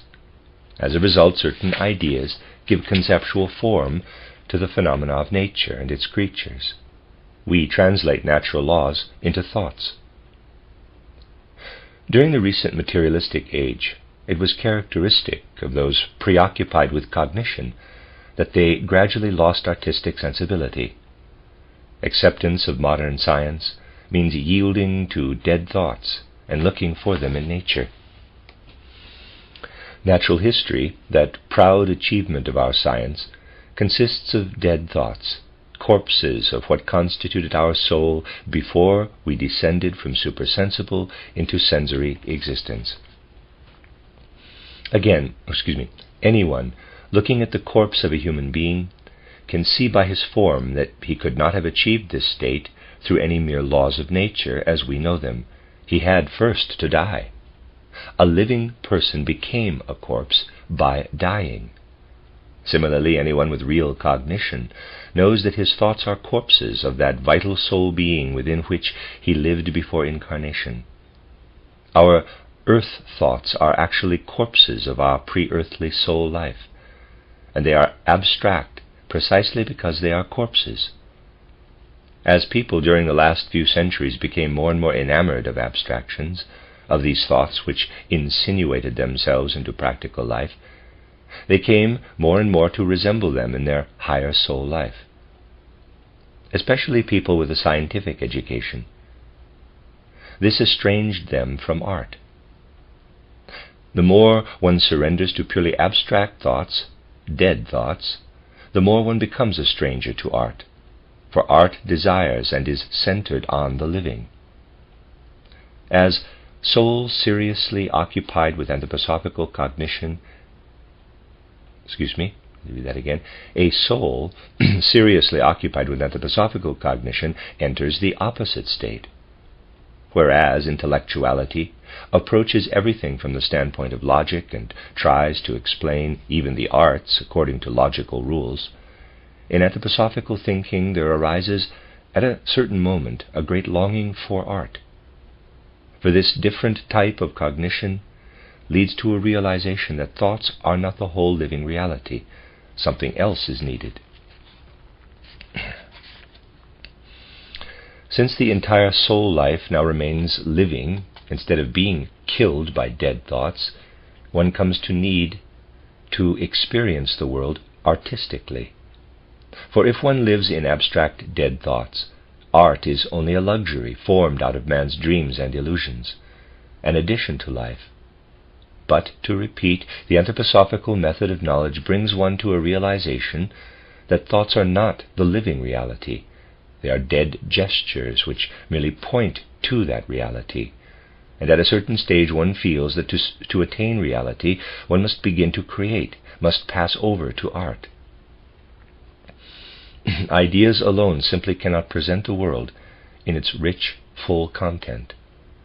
Thus anthroposophy prepares the soul for artistic feeling and creating. Abstract thoughts deaden artistic fantasy. Becoming more and more logical, one takes to writing commentaries on works of art. This is a terrible product of a materialistic age. Scholars write commentaries on art. But these academic explanations, Faust commentaries, Hamlet commentaries, learned descriptions of the art of Leonardo, Raphael, Michelangelo, are coffins in which genuine artistic feeling, living art, lie buried. If one picks up a Faust or Hamlet commentary, it is like touching a corpse. Abstract thoughts have murdered the work of art. Anthroposophy, on the other hand, tries to approach art out of the living spirit, as I did in speaking of Goethe's fairy tale of the green snake and the beautiful lily. I did not write a commentary. I let the living lead me into the living. During an inartistic age, there appear many scholarly treatises on art, works on aesthetics. They are non-art, counter-art. Savants may reply, to take hold of the world artistically is to move away from reality. It is not scientific. If reality is to be seized, fantasy has to be suppressed, imagination eliminated. One must confine oneself to the logical. This may be demanded, but consider, if reality, if nature herself were an artist, then it would be of no avail to demand that everything be grasped solely through logic. Everything vital in it would elude logical understanding. And nature is indeed an artist, a truth discovered by anthroposophical cognition at a certain point in its development. Therefore, in order to grasp nature, especially the highest in nature, man's physical form, one must cease to live exclusively in ideas and begin to think in pictures. No anatomy, no physiology can ever grasp the physical human being in his forms. Understanding is achieved only by living cognition that has been given wings by artistic feeling. Thus it was inevitable that the idea to build a Goetheanum flowed over into artistic creation. Anthroposophical ideas flowered into artistic forms. The same ideas manifested in a different manner. This is the way true art always develops in the world. Goethe, who was able to feel artistically his has coined the following beautiful words, quote, "Art is a manifestation of secret laws of nature, which, without it, would remain forever hidden." End quote. He felt what anthroposophists must feel. If one has attained to a cognitional comprehension of the world, there arises a vital need not just to continue forming ideas, but to create artistically in sculpture, painting, music, poetry. But then an unfortunate thing may happen. If one tries, as I tried in my 4 mystery dramas, to present what cannot be expressed in ideas concerning the essential nature of man, there spring up sympathetic but not fully comprehending people who try to explain everything in ideas, who write commentaries. This, I repeat, is an appalling thing. It happens because the deadening element of abstract thought is often carried even into the anthroposophical movement. Actually, within this movement there should be a continual quickening of abstract thoughts. What can no longer be experienced intellectually can be enjoyed through living, dramatic characters as they move before and confront us. Beholding them, we let them act upon us as real figures instead of trying to explain them abstractly. Genuine anthroposophy leads inevitably at a certain point into art, because, far from thought-killing, it inspires us, permits the artistic spring in the human soul to gush forth. Then one is not tempted to form ideas symbolically or allegorically, but to let all ideas flow to a certain point and to follow the purely artistic form. Thus the Goetheanum architecture rose completely idea-less, if I may use that odd expression, as a result of feeling the forms out of the spirit. It should be seen, not explained. When I had the honor of conducting guests through the Goetheanum, I usually made introductory remarks, something like this, quote, "You naturally expect me to explain the building, but this is uncongenial. During the next half hour, while guiding you, I must do something I very much dislike, for the Goetheanum is here to be seen, not explained." Unquote. This I emphasized over and over, for the edifice standing there should live as image, not in abstract, deadening thoughts. Explanations being unavoidable, I tried to make mine not abstract, but imbued with the feelings embodied in the building's own forms, pictures, colors. One can be spiritual in forms, colors, tones, as well as words. Indeed, only then does one experience the really artistic. For here, in our sense world, art is always an influx of the supersensible. We can perceive this truth in any work of art which presents itself in forms having their origin in human nature. Take the art of architecture, which to a large degree today serves utilitarian purposes. To understand architectural forms, one must feel the human form itself artistically. This is necessarily accompanied by a feeling that man has forsaken the spiritual worlds to which he rightfully belongs. A bear in its fur or a dog in its pelt shows itself well cared for by the universe. One senses a totality. If, on the other hand, one looks artistically at man, one realizes that seen merely from the viewpoint of the senses, he lacks something. He has not received from the universe what the well-coated bear and dog received. In sense appearance he stands, as it were, naked to the world. The need is to see by means of a purely artistic approach man's physical body clothed by an imaginative spiritual sheath. Today in architecture, this reality does not manifest clearly.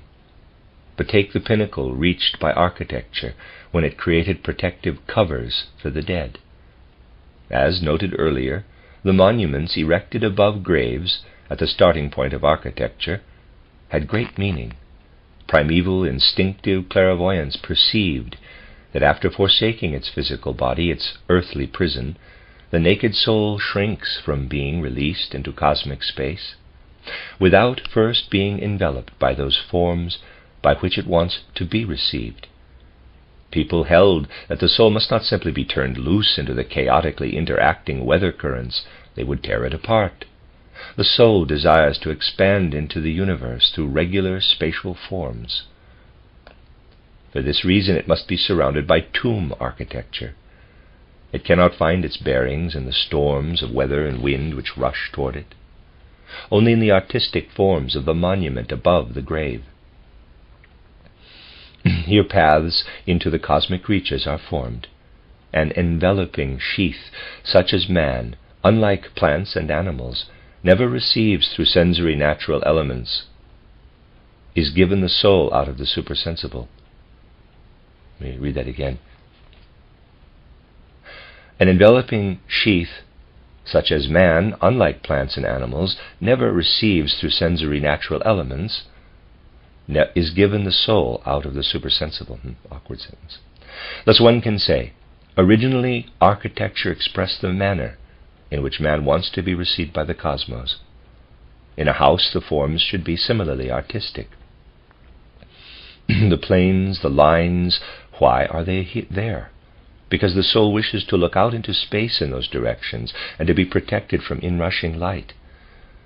If one considers the relation of the soul to the spatial universe, if one recognizes how that universe welcomes the soul of man, one arrives at the right architectural forms. Fine architecture has a counterpart. When man leaves his physical body at death, his soul spreads into spatial forms. Architecture strives to reveal this relation of man to visible cosmic space. At birth, he possesses an unconscious memory of his own pre-earthly existence. Modern man's consciousness retains nothing of this. But in unconscious feeling, especially when naively artistic, the down-plunging soul knows that previously it was quite different. And now it does not wish to be as it finds itself on dipping down into the body. It longs to be as it was before. This desire shows up in primitive people. Because they feel artistically how they would prefer to live in their body, they first decorate and then clothe themselves, the colors of their garments displaying how they would, while in the body, present their souls. Corporeality does not suffice them. Through color, they would place themselves in the world in a way that harmonizes with what they feel themselves as souls. Whoever views with artistic sense the colorful clothes of primitive people sees a manifestation of the soul in space, and in like manner in architectural forms the disappearing of the soul into space.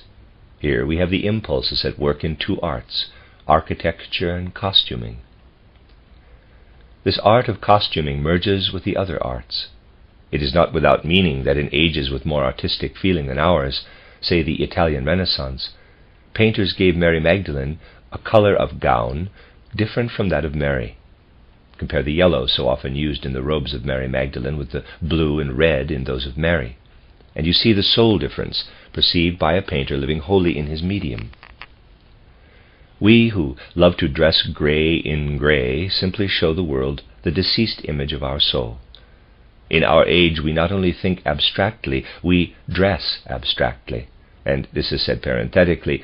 If we do not dress abstractly, then we show, in the way we consider colors, how little we retain the living thinking of the realms through which we passed before descending to earth. If we do not dress abstractly, we dress without taste. In our civilization, it is precisely the artistic element that needs improvement. Man must again place himself vitally artistically into the world, must perceive the whole cosmic being and life artistically. It will not suffice to use the well-known apparatus of research institutes for determining the angle of a face and measuring abstractly racial peculiarities. We must recognize the form through a sensitive, qualitative immersion in the human being. Then, in a marvelous way, we shall recognize in the human head, in its arching of forehead and crown, a copy, not just an allegory, but inward reality of the heavenly dome dynamically overarching us. An image of the universe is shaped by forehead and upper head. Similarly, an image of our experience encircling the sun, in turning round it with our planet in a horizontal circling, this participation in cosmic movement is felt artistically in the formation of nose and eyes. Imagine the repose of the fixed stars shows in the tranquil vault of brow and upper head, planetary circling in the mobile gaze of the eye, and in what is inwardly experienced through nose and smell. As for the mouth and chin of man, we have here an image of what leads deeply into his inner nature. The mouth with the chin represents the whole human being as he lives with his soul in his body. To repeat, the human head mirrors the universe artistically. In forehead and the arching crown of the head, we see the still vault of the heavens.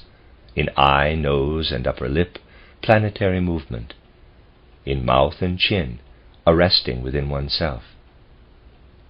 If all this is beheld as living image, it does not remain in the head as abstraction. If we really feel what I have just described, then a certain sensation arises, and we say to ourselves, "You are quite a clever man who had pretty ideas." But now suddenly your head becomes empty. You cannot think at all. You feel the true significance of forehead, crown, eye, nose, upper lip, mouth, lower lip, even while thoughts forsake you. Now the rest of man becomes active. Arms and fingers begin to act as tools of thinking. But thoughts live in forms. It is thus that a sculptor comes into being. If a person would become a sculptor, his head must cease to think. It is the most dreadful thing for a sculptor to think with his head. It is nonsense, impossible. The head must be able to rest, to remain empty. Arms and hands must begin to shape the world in images. Especially if the human image is to be recreated, the form must stream out of the fingers. Then one begins to understand why the Greeks, with their splendid artistry, formed the upper part of Athena's head by raising a helmet which is actually part of that head. Her helmet gives expression to the shaping force of the reposing universe. And one understands how, in the extraordinary shaping of the nose, in the way the nose joins the forehead in Greek profiles, in the whole structure, the Greeks expressed a participation in circling cosmic motion. Oh, it is glorious to feel in the artistic presentation of a Greek head how the Greeks became sculptors. It is thus a spiritual sensing and beholding of the world, rather than cerebral thinking, which leads to art, and which receives an impulse from anthroposophy. For the latter says to itself, "There is something in the world which cannot be tackled by thought. To enter it at all, you must start to become an artist." This materialistic, intellectualistic scholarship appears like a man who walks around things externally and describes them logically, but still only skirts them from outside. Whereas the anthroposophical way of thinking demands that he immerse himself in the not himself and recreate with living formative force what the cosmos created first. Thus, gradually one realizes the following. If, as anthroposophists, you acquire a real understanding of the physical body which falls away from cosmic space forms to become a corpse, if you acquire an understanding of the way the soul wishes to be received by spatial forms after death, you become an architect. If you understand the soul's intention of placing itself into space with the unconscious memories of pre-earthly life, then you become an artist of costuming, the other pole from the architectural. One becomes a sculptor if one feels one's way livingly into the human form, as it is shaped by and emerges from the cosmos.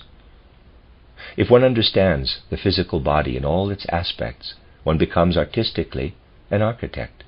If one really grasps the etheric or formative force body, as it is called in anthroposophy, in its inner vitality, in its living and weaving, in the way it arches the forehead, models the nose, lets the mouth recede, one becomes a sculptor. The sculptor does nothing more nor less than imitate the form of the etheric body. If now one looks at soul life in all its weaving and living, then the manifold world of color becomes a universe. Then one gradually acquaints oneself with an astral experience of the world. What manifests in color becomes a revelation of the realm of soul. Let us look at the greenness of plants. We cannot consider this color a subjective experience, cannot think of vibrations as causing the colors, the way a physicist does, for if we do so, we lose the plant. These are abstractions. In truth, we cannot imagine the plants in a living way without the green. The plant produces the green out of itself. But how? Embedded in it are dead earth substances, thoroughly enlivened. In the plant are iron, carbon, silicic acid, all kinds of earth substances found also in minerals. But in the plant they are woven through and through with life. In observing how life works its way through dead particles to create thereby the plant image, we recognize green as the dead image of life. Everywhere that we look into green surroundings, we perceive not life itself, but its image. In other words, we perceive plants through the fact that they contain dead substances. This is why they are green. That color is the dead image of life ruling on earth. Green is thus a kind of cosmic word, proclaiming how life weaves and has its being in plants. Now, look at man. The color which comes closest to a healthy human flesh color is that of fresh peach blossoms in spring. No other color in nature so resembles this skin color, this flush. The inner health of man comes to expression in this peach blossom-like color, and in it we can learn to apprehend the vital health of man when properly endowed by soul. If the flesh color tends toward green, he is sickly. His soul cannot find right access to his physical body. On the other hand, if the soul in egotistical fashion takes hold of the physical body too strongly, as in the case of a miser, the human being becomes pallid, whitish. Also, if the soul experiences fear. Between whitish and greenish tones lies the healthy, vital peach blossom flesh tint. And just as we sense in green the dead image of life, so we can feel in the peach blossom color of the healthy human being the living image of the soul. Now the world of color comes to life. The living, through the dead, creates the picture green. The soul forms its own image on the human skin in the peach blossom-like shade. Let us look further. The sun appears whitish, and we feel that this whitish color is closely related to light. If we wake in pitch darkness, we know that this is not an environment in which we can fully experience our ego. For that, we need light between us and objects, need light between us and the wall, for instance, to allow the wall to act on us from the distance. Then our sense of self is kindled. To repeat, if we wake in light, in what has a relation to white, we feel our ego. If we wake in darkness, in what is related to black, we feel strange in the world. Though I say light, I could just as well take another sense impression. You may find a certain contradiction, because those born blind never see light. But the important matter is not whether or not we see light directly. It is how we are organized. Even if born blind, man is organized for the light, and the hindrance to ego energy present in the blind is so through absence of light. White is akin to light. If we experience light resembling white in such a way that we feel how it kindles the ego in space by endowing it with inner strength, then we may express living, not abstract thought, by saying white is the soul appearance of spirit. Now let us take black. When our spirit encounters darkness on waking, we feel paralyzed, deadened. Black is felt as the spiritual image of death. Imagine living in colors. You experience the world as color and light if you experience green as the dead image of life. Peach blossom color, human flesh color, as the living image of the soul. White as the soul image of spirit. Black as the spiritual image of death. In saying this, I describe a circle. For just note what I said. Green, dead image of the living. It stops at living. Peach blossom color, flesh color, living image of the soul. It stops at soul. White, soul, image of the spirit. Having started with soul, I rise to the spirit. Black, spiritual image of death. I start with spirit and rise to death, but have at the same time returned, since green was the dead image of life. Returning to what is dead, I close the circle. If I drew it on a blackboard, you would see that this living weaving in color, in the next lecture I shall speak of blue, becomes a real artistic experience of the astral element in the world. If one has this artistic experience, if death, life, soul, and spirit show forth, as it were, in the wheel of life, as one passes from the dead back to the dead through life, soul, spirit, if death, life, soul, and spirit appear through light and color, as described,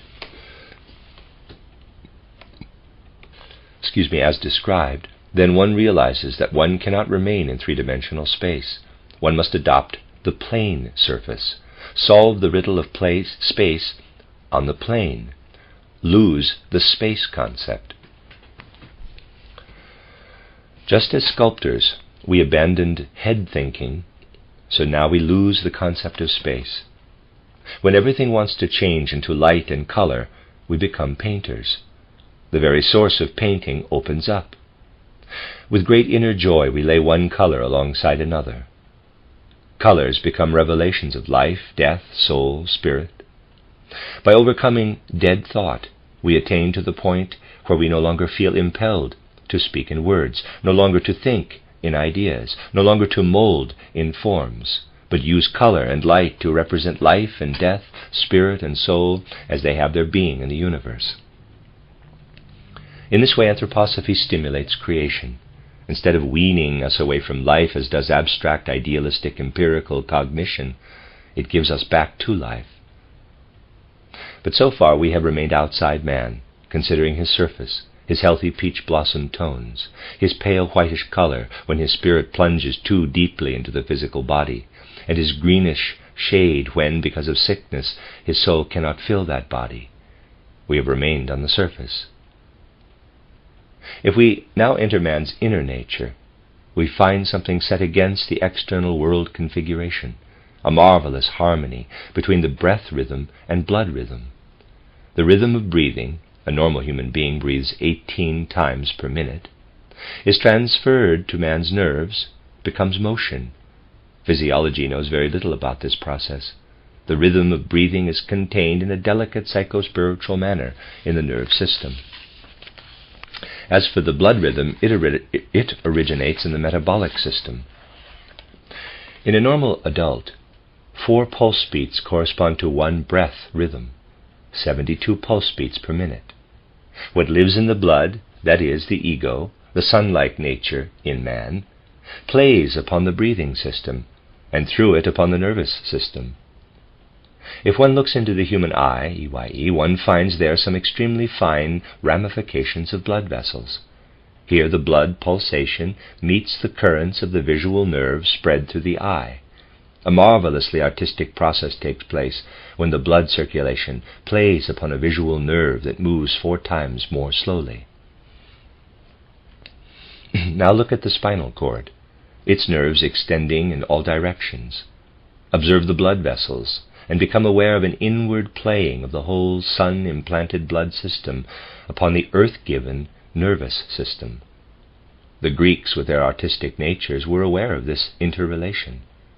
They saw the sun-like in man, the playing of the blood system upon the nervous system as the god Apollo, and the spinal cord with its wonderful ramification of strings upon which the sun principle plays as Apollo's lyre. Just as we meet architecture, sculpture, the art of costuming, and painting when we approach man from the external world, so we meet music, rhythm, beat when we approach the inner man and trace the marvelous artistic forming and stirring which takes place between blood and nerve system. Compared to external music, that performed between blood and nerve system in the human organism is of far greater sublimity. And when it is metamorphosed into poetry, one can feel how, in the word, this inward music is again released outward. Take the Greek hexameter with its initial 3 long syllables, followed by a caesura, and how the blood places the 4 syllable lengths into the breath. To scan the first half of an hexameter line properly, is to indicate how our blood meets, impinges on the nervous system. In relation to declamation and recitation, we must try to solve the riddle of the divine artist in man. I shall consider this more explicitly in the next lecture. But having studied man's nature from without through architecture, sculpture, and painting, we now penetrate into his inner nature and arrive at the arts of music and poetry. A living comprehension of world and man passes over into artistic feeling and the stimulus to artistic creation. If at this point man feels that here on earth he does not fulfill what lies in his archetype, with its abode in the heavens, then there arises in him an artistic longing for some outer image of that archetype, whereupon he can gain the power to become an instrument for bringing to expression the true relation of man to the world by becoming a eurythmist. The eurythmist says, "All the movements which I ordinarily carry out here on earth do less than justice to the mobile archetype of man. To present the ideal human archetype, I must begin by finding a way to insert myself into its motions. These motions, through which man endeavors to imitate in space the movements of his heavenly archetype, constitute eurythmy. Therefore it is not just mimicry, nor mere dancing, but stands midway between. Mimic art is chiefly a support for the spoken word. If the need is to express something for which words do not suffice, man supplements word with gesture. Thus arises mimic art. It expresses the insufficiency of the words standing alone. Mimic art is indicative gesture. The art of dancing arises when language is forgotten altogether, when the will manifests so strongly it forces the soul to surrender and follow the movement-suggesting body. The art of the dance is sweeping, ecstatic gesture. We may say mimic art is indicative gesture, art of dance, sweeping, ecstatic gesture.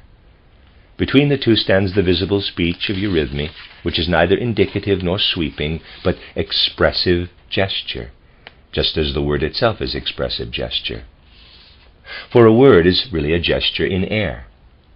When we form a word, our mouth presses the air into a certain invisible gesture, imbued with thought, which by causing vibrations becomes audible.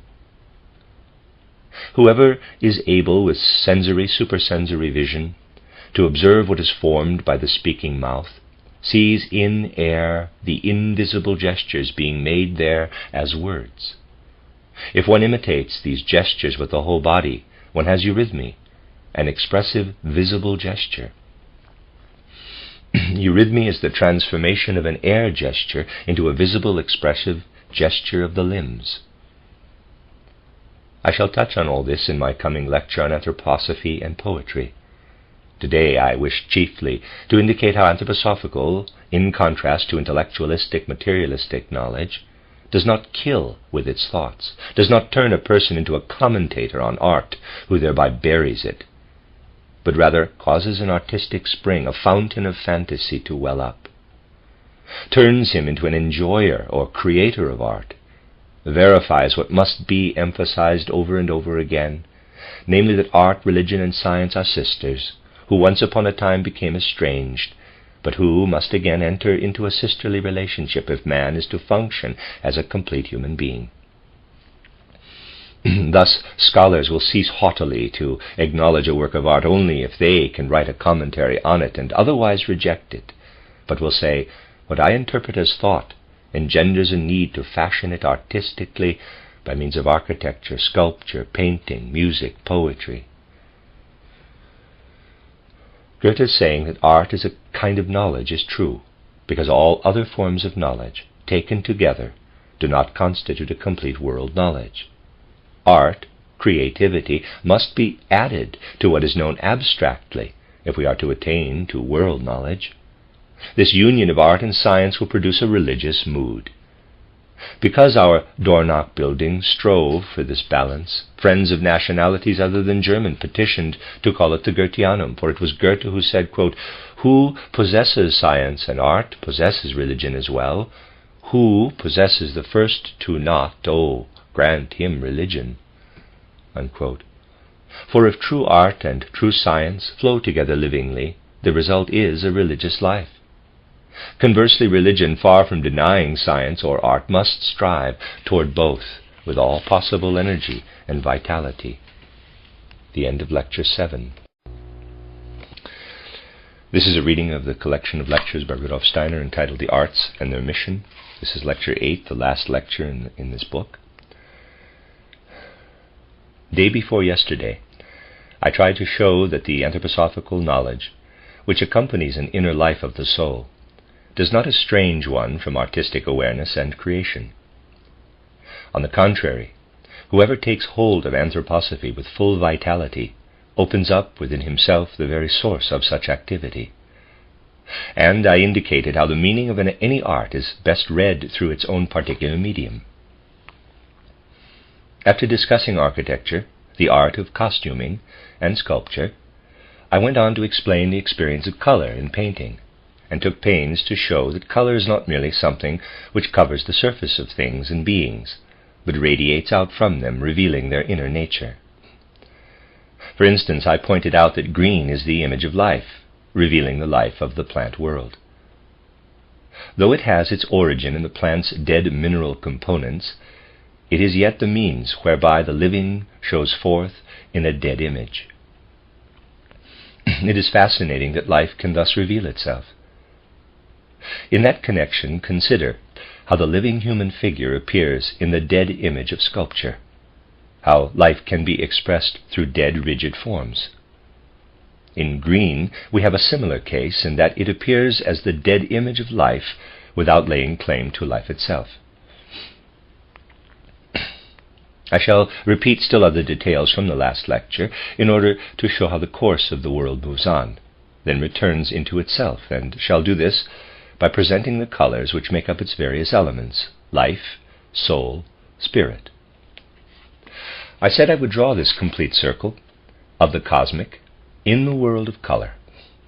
As I told you before, green appears as the dead image of life. In green, life lies, as it were, concealed. And there is a picture here. If we take the flesh color of Caucasian man, which resembles spring's fresh peach blossom color, we have the living image of the soul. If we contemplate white in an artistic way, we have the soul image of the spirit. The spirit as such conceals itself. And if, as artists, we take hold of black, we have the spiritual image of death, and the circle is closed. I have apprehended green, flesh color, white, and black in their aesthetic manifestation. They represent the self-contained life of the cosmos within the world of within the world of color. If artistically we focus attention upon this closed circle of colors, our feeling will tell us of the need to use each of them as a self-contained image. Naturally, in dealing with the arts, I must concern myself not with abstract intellect, but aesthetic feeling. The arts must be recognized artistically. For that reason, I cannot furnish conceptual proof that green, peach blossom, white, and black should be treated as self-contained images. But it is as if each wants to have a contour within which to express itself. Thus they have, in a sense, shadow natures. White, as dimmed light, is the gentlest shadow, black the heaviest. Green and peach blossom are images in the sense of saturated surfaces, which makes them also shadow-like. Thus these four colors are image or shadow colors, and we must try to experience them as such. The matter is quite different with red, yellow, and blue. Considering these colors with unbiased artistic feeling, we feel no urge to see them with well-defined contours on the plane, only to let them radiate. Red shines toward us. The dimness of blue has a tranquil effect. The brilliance of yellow sparkles outward. Thus we may call flesh color, green, black, and white the image or shadow colors, whereas blue, yellow, and red are radiance or luster colors. To put it another way, in the radiance, luster, and activity of red, we behold the element of the vital, the living. We may call it the luster of life. If the Spirit does not wish merely to reveal itself in abstract uniformity as white, but to speak to us with such inward intensity that our soul can receive it, then it sparkles in yellow. Yellow is the radiance or luster of the Spirit. If the soul wishes to experience itself inwardly and deeply, withdrawing from external phenomena and resting within itself, this may be expressed artistically in the mild shining of blue, the luster of the soul. To repeat, red is the luster of life, blue the luster of the soul, yellow the luster of the Spirit. Colors form a world in themselves, and we understand them with our feelings if we experience the luster colors, red, yellow, blue, as bestowing a gleam of revelation upon the image colors, peach blossom, green, black, and white. Indeed, we become painters through a soul experience of the world of color, through learning to live with the colors, feeling what each individual color tries to convey. When we paint with blue, we feel satisfied only if we paint it darker at the edge and lighter toward the center. If we let yellow speak its own language, we make it stronger in the center and gradually fading and lightening toward the periphery. By demanding this treatment, each reveals its character. Thus forms arise out of the colors themselves, and it is out of their world that we learn to paint sensitively.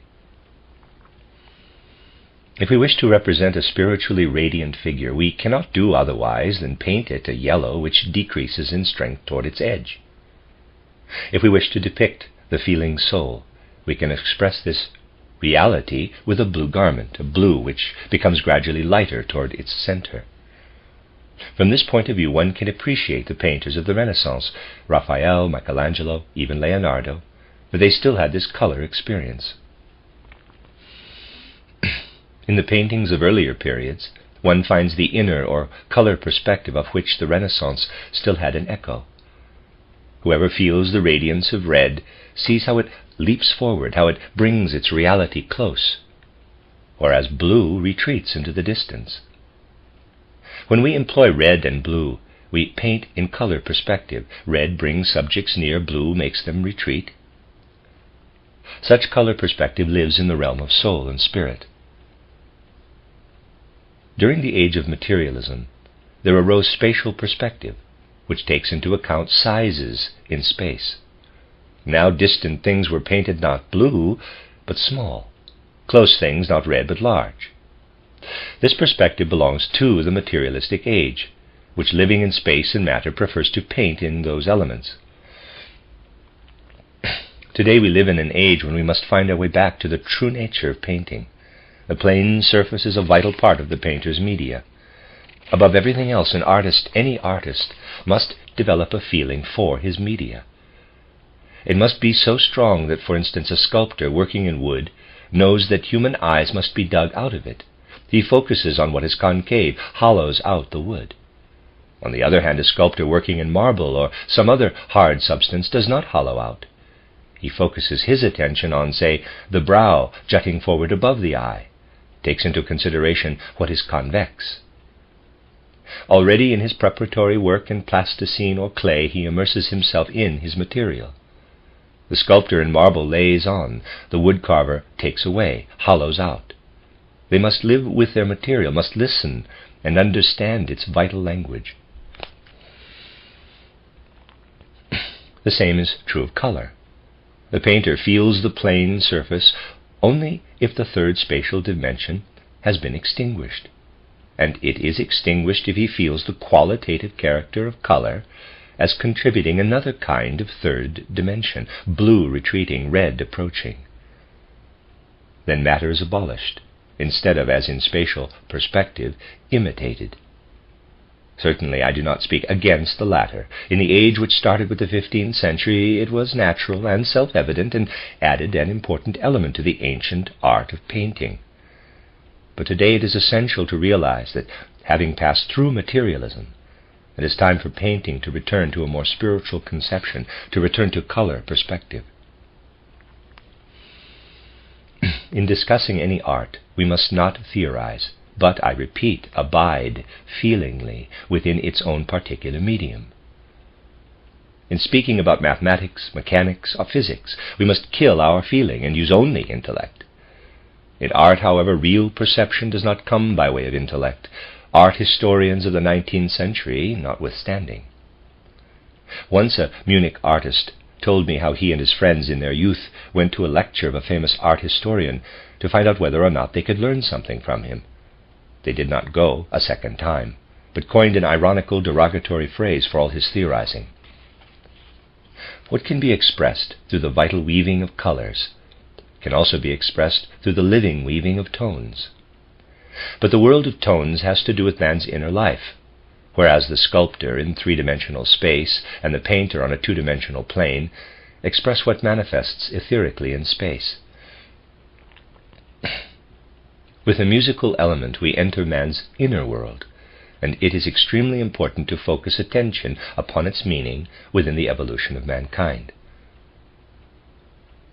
Those of my listeners who have frequently attended my lectures or are acquainted with anthroposophical literature know that we can go back in the evolution of mankind to what we call the Atlantean epoch, when the human race here on earth was very different from today, being endowed with an instinctive clairvoyance, which made it possible to behold in waking dreams the spiritual behind the physical.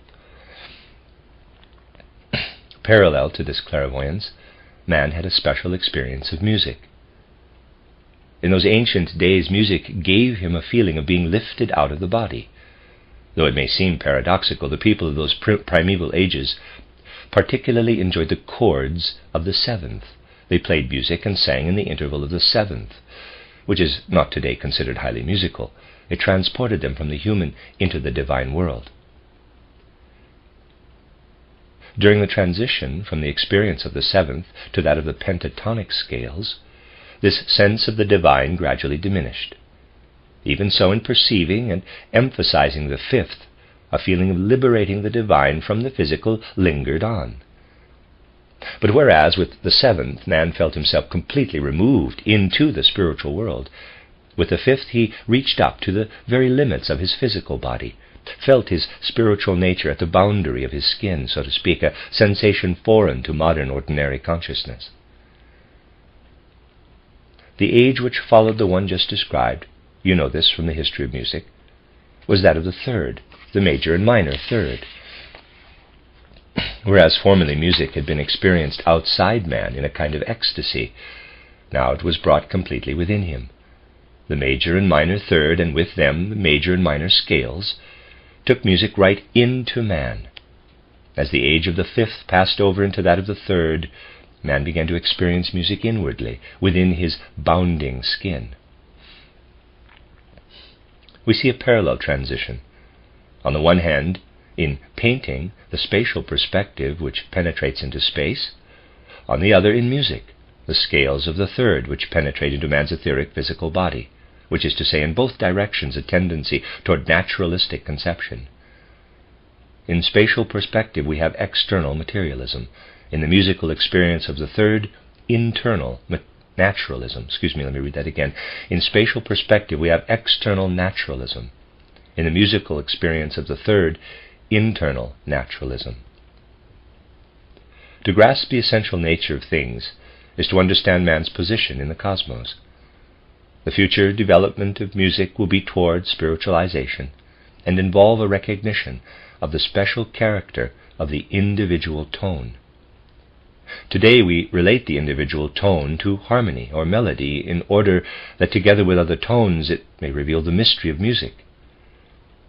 In the future we will no longer recognize the individual tone solely in relation to other tones, which is to say according to its planal dimension, but apprehend it in depth, penetrate into it and discover therein its affinity for hidden neighboring tones. And we will learn to feel the following. If we immerse ourselves in the tone, it reveals 3, 5, or more tones. The single tone expands into a melody and harmony, leading straight into the world of spirit. Some modern musicians have made beginnings in this experience of the individual tone in its dimension of depth. In modern musicianship, there is a longing for comprehension of the tone in its spiritual profundity. and a wish in this as in the other arts to pass from the naturalistic to the spiritual element. Man's special relationship to the world, as expressed through the arts, becomes clear if we advance from those of the outer world, that is, architecture, art of costuming, sculpture and painting, to those of the inner world, that is, to music and poetry. I deeply regret the impossibility of carrying out my original intention of having Frau Dr. Steiner illustrate with declamation and recitation my discussion of the poetic art. Unfortunately, she has not yet recovered from a severe cold. During this Norwegian lecture course, my own cold forces me to a rather inartistic croaking, and we did not want to add Frau Dr. Steiner's. Rising to poetry, we feel ourselves confronted by a great enigma. Poetry originates in fantasy, a thing usually taken as synonymous with the unreal, the non-existent, with which men fool themselves. But what power expresses itself through fantasy? To understand that power, let us look at childhood. The age of childhood does not yet show the characteristics of fantasy. At best, it has dreams. Free, creative fantasy does not yet live and manifest in the child. It is not, however, something which, at a certain age in manhood, suddenly appears out of nothingness. Fantasy lies hidden in the child. He is actually full of it. What does it do in him? Whoever can observe the development of man with the unbiased eye of the spirit sees how at a tender age the brain, and indeed the whole of his organism, is still, as compared with man's later shape, quite unformed. In the shaping of his own organism, the child is inwardly the most significant sculptor. No mature sculptor is able to create such marvelous cosmic forms as does the child, when between birth and the change of teeth it plastically elaborates his organism. The child is a superb sculptor, whose plastic power works as an inner formative force of growth. The child is also a musical artist, for he tunes his nerve strands in a distinctly musical fashion. To repeat, power of fantasy is power to grow and harmonize the organism. When the child has reached the time of the change of teeth, around his 7th year, then advances to puberty, he no longer needs such a great amount of plastic, musical power of growth and formation as once for the care of the body. Something remains over. The soul is able to withdraw a certain energy for other purposes, and this is the power of fantasy. The natural power of growth metamorphosed into a soul force. If you wish to understand fantasy, study the living force in plant forms, and in the marvelous inner configurations of the organism as created by the ego. Study everything creative in the wide universe, everything molding and fashioning and growing in the subconscious regions of the cosmos. Then you will have a conception of what remains over when man has advanced to a point in the elaborating of his own organism, when he no longer needs the full quota of his power of growth and formative force. Part of it now rises up into the soul to become the power of fantasy. The final leftover, I cannot call it sediment because sediment lies below while this rises upward. The ultimate leftover is power of intellect. Intellect is the finely sifted out power of fantasy, the last upward rising remainder. People ignore this fact. They see intellect as of greater reality. But fantasy is the first child of the natural formative and growth forces. And because it cannot emerge as long as there is active growing, does not express direct reality. Let me read that again. But fantasy is the first child of the natural formative and growth forces, and because it cannot emerge as long as there is active growing, does not express direct reality. Only when reality has been taken care of does fantasy make its appearance in the soul. In quality and essential nature, it is the same as the power of growth. In other words, what promotes growth of an arm in childhood is the same force which works in us later in soul transformation as poetic artistic fantasy.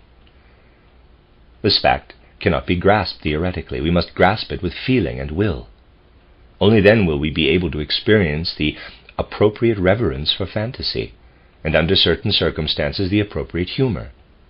In brief, to feel fantasy as a divine active power in the world, coming to expression through man,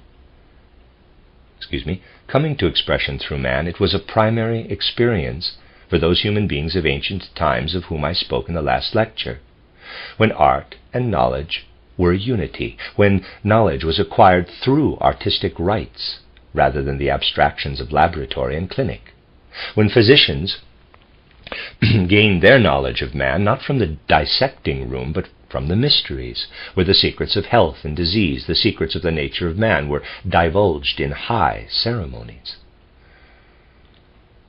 It was sensed that the God who lives and weaves in the plastic and musical formative forces of the growing child continues to live in fantasy. At that time, when people felt the deep inner relationship between religion, art, and science, they realized that they had to find their way to the divine and take it into themselves for poetic creation.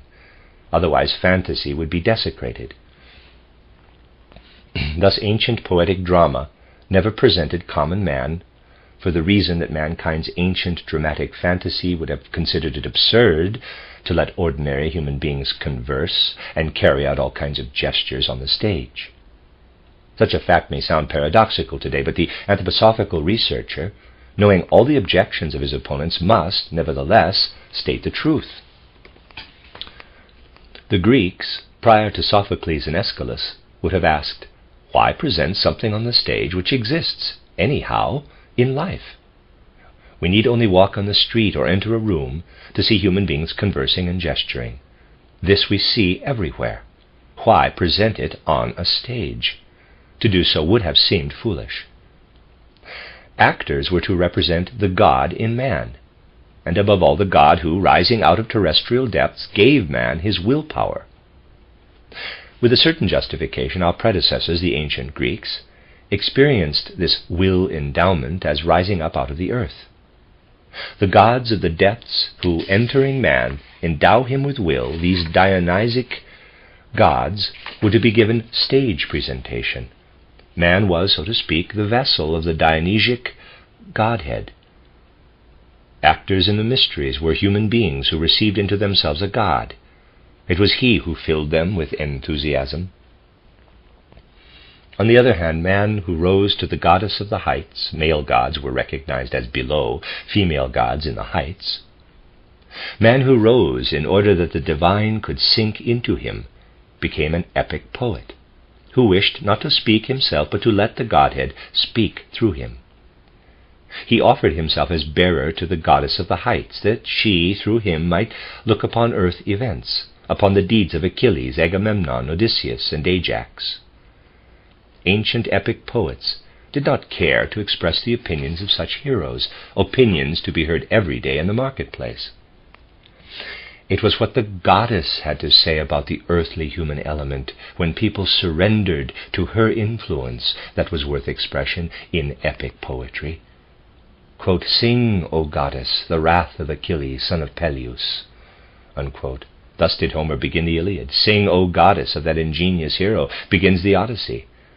This is no phrase. It is a deeply inward confusion of a true epic poet who lets the goddess speak through him instead of speaking himself, who receives the divine into his fantasy, that child of the cosmic forces of growth, so that the divine may speak about world events. After the times had become more and more materialistic, Klopstock, who still had real artistic feeling, wrote his Messiada. Inasmuch as man no longer looked up to the gods, he did not dare to say, "Sing, O goddess, the redemption of sinful man, as fulfilled here on earth by the Messiah." He no longer dared to do this in the 18th century, but cried instead, "Sing, O immortal soul, of sinful man's redemption." In other words, he still possessed something which was lifted above the human level. His words reveal a certain bashfulness about what was fully valid in ancient times. "Sing, O goddess, the wrath of Achilles, son of Peleus." Thus the dramatist felt as if the god of the depths had risen, and that he himself was to be that god's vessel. the epic poet as if the muse, the goddess, had descended into him in order to judge earthly conditions. The ancient Greek actor avoided presentation of the individual human element. That is why he wore high, thick-soled shoes, cothurni, and used a simple musical instrument through which his voice resounded. He desired to lift the dramatic action above the individual personal. I do not speak against naturalism. For a certain age it was right and inevitable. For when Shakespeare conceived his dramatic characters in their supreme perfection, man had arrived at presenting humanly the human element. Quite a different urge and artistic feeling held sway at that period. But the time has come when in poetic art also we must find our way back to the spiritual, to presenting dramatic figures in whom man himself as a spiritual as well as bodily being can move within the all-permeating spiritual events of the world. I have made a first weak attempt in my mystery dramas. There human beings converse not as people do in the marketplace or on the street, but as they do when higher spiritual impulses play between them, and their instincts, desires, and passion are crossed by paths of destiny, of karma, active through millennia in repeated lives. It is imperative to turn to the spiritual in all spheres. We must make use of what naturalism has brought us, must not lose what we have acquired by having for centuries now held up as an ideal of art the imitation of nature. Those who deride materialism are bad artists, bad scientists. Materialism had to happen. We must not look down mockingly on earthly man in the material world. We must have the will to penetrate into this material world spiritually, nor despise the gifts of scientific materialism and naturalistic art. Must, though not by developing dry symbolism or allegory, find our way back to the spiritual. Symbolism and allegory are inartistic. The starting point for a new life of art can come only by direct stimulation from the source whence spring all anthroposophical ideas. We must become artists, not symbolists or allegorists, by rising through spiritual knowledge more and more into the spiritual world. It can be attained quite specially if in the art of recitation and declamation we transcend naturalism. In this connection, we should remember how genuine artists like Schiller and Goethe formed their poems. In Schiller's soul there lived an indefinite melody, and in Goethe's an indefinite picture, a form, before ever they put down the words of their poems. Often today, the chief emphasis in recitation and declamation is placed on prose content, but that is only a makeshift. The prose content of a poem, what lies in the words as such, is of little importance. What is important is the way the poet shapes and forms it. 99% of those who write verse are not artists. In a poem, everything depends on the way the poet uses the musical element, rhythm, melody, the theme, the imaginative element, the evocation of sounds. Single words give the prose content. The crux is how we treat that prose content, whether, for instance, we choose a fast or slow rhythm. We express joyful anticipation by a fast rhythm. If we say the hero was full of joyful anticipation, we have prose, even if it occurs in a poem. It is essential in such an instance to choose a rapidly moving rhythm. When I say the woman was deeply sad, I have prose even in a poem. But when I choose a rhythm which flows in soft, slow waves, I express sorrow. To repeat, everything depends on form, on rhythm. When I say the hero struck a heavy blow, it is prose. But if the poet speaks in fuller, not ordinary tones, if he offers a fuller U tone, a fuller O tone, instead of ahs and e's, he expresses his intention in the very formation of speech. In declamation and recitation, one has to learn to shape language, to foster the elements of melody, rhythm, beat, not prose content. One has also to gauge the effect of a dull sound upon a preceding light sound, and a light sound upon the following dark one, thus expressing a soul experience in the treatment of the speech sounds. Words are the medium of recitation and declamation, a little understood art which we have striven to develop. Frau Dr. Steiner has given years to it. When we return to artistic feeling on a higher level, we return to speech formation as contrasted with the modern emphasis on prose content. Nothing derogatory shall be said against prose content. Having achieved it through the naturalism which made us human, we must keep it. At the same time, we must again become imbued with soul and spirit. Word content can never express soul and spirit. The poet is justified in saying, if the soul speaks, alas, it is no longer the soul that speaks. For prose is not the soul's language. It expresses itself in beat, rhythm, melodious theme, image, and the formation of speech sounds. The soul is present as long as the poem expresses rising and falling inner movements. I make a distinction between declamation and recitation, two separate arts. Declamation has its home in the north, and is effective primarily through the weight of its syllables, chief stress, secondary stress. In contrast, the reciting artist has always lived in the south.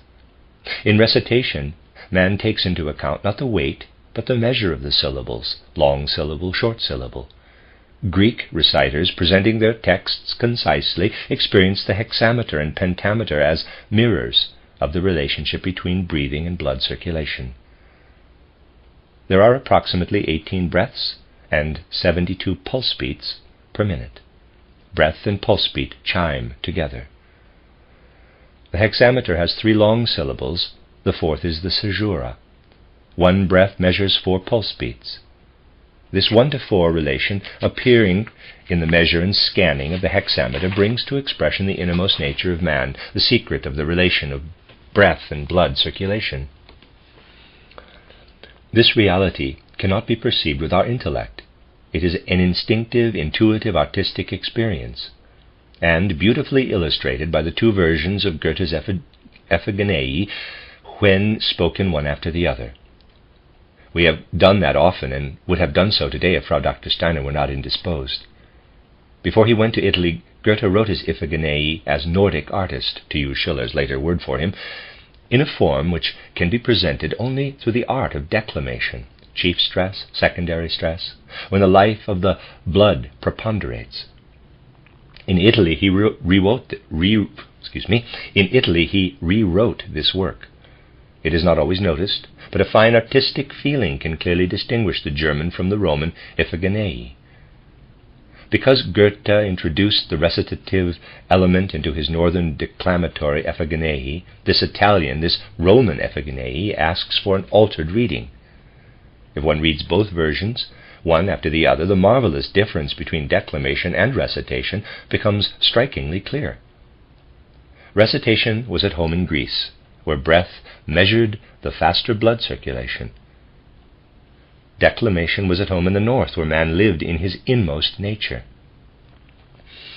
Blood is a quite special fluid because it contains the inmost human element. In it lives the human character. That is why the northern poetic artist becomes a declamatory artist. As long as Goethe knew only the north, he was a declamatory artist and wrote the declamatory German Iphigenie, but transformed it when he had been softened to meter and measure through seeing the Italian Renaissance art which he felt to be Greek. I do not wish to spin theories. I wish to describe feelings which anthroposophists can kindle for the world of art. Only so shall we develop a true artistic feeling for everything. One more point. How do we behave on a stage today? Standing in the background, we ponder how we would talk down a street or through a drawing room, then behave that way on the stage. It is all right if we introduce this personal element, but it does lead us away from real style in stage direction, which always means taking hold of the spirit. On the stage, with the audience sitting in front, we cannot behave naturalistically. Art appreciation is largely immersed in the unconsciousness of the instincts. It is one thing if with my left eye I see somebody walk by, passing, from his point of view, from right to left, while from mine from left to right. It is quite another thing if this happens in the opposite direction. Each time I have a different sensation. Something different is imparted. We must relearn the spiritual significance of directions, what it means when an actor walks from left to right, or from right to left, from front to back, or vice versa. Must feel the impossibility of standing in the foreground when about to start a long speech.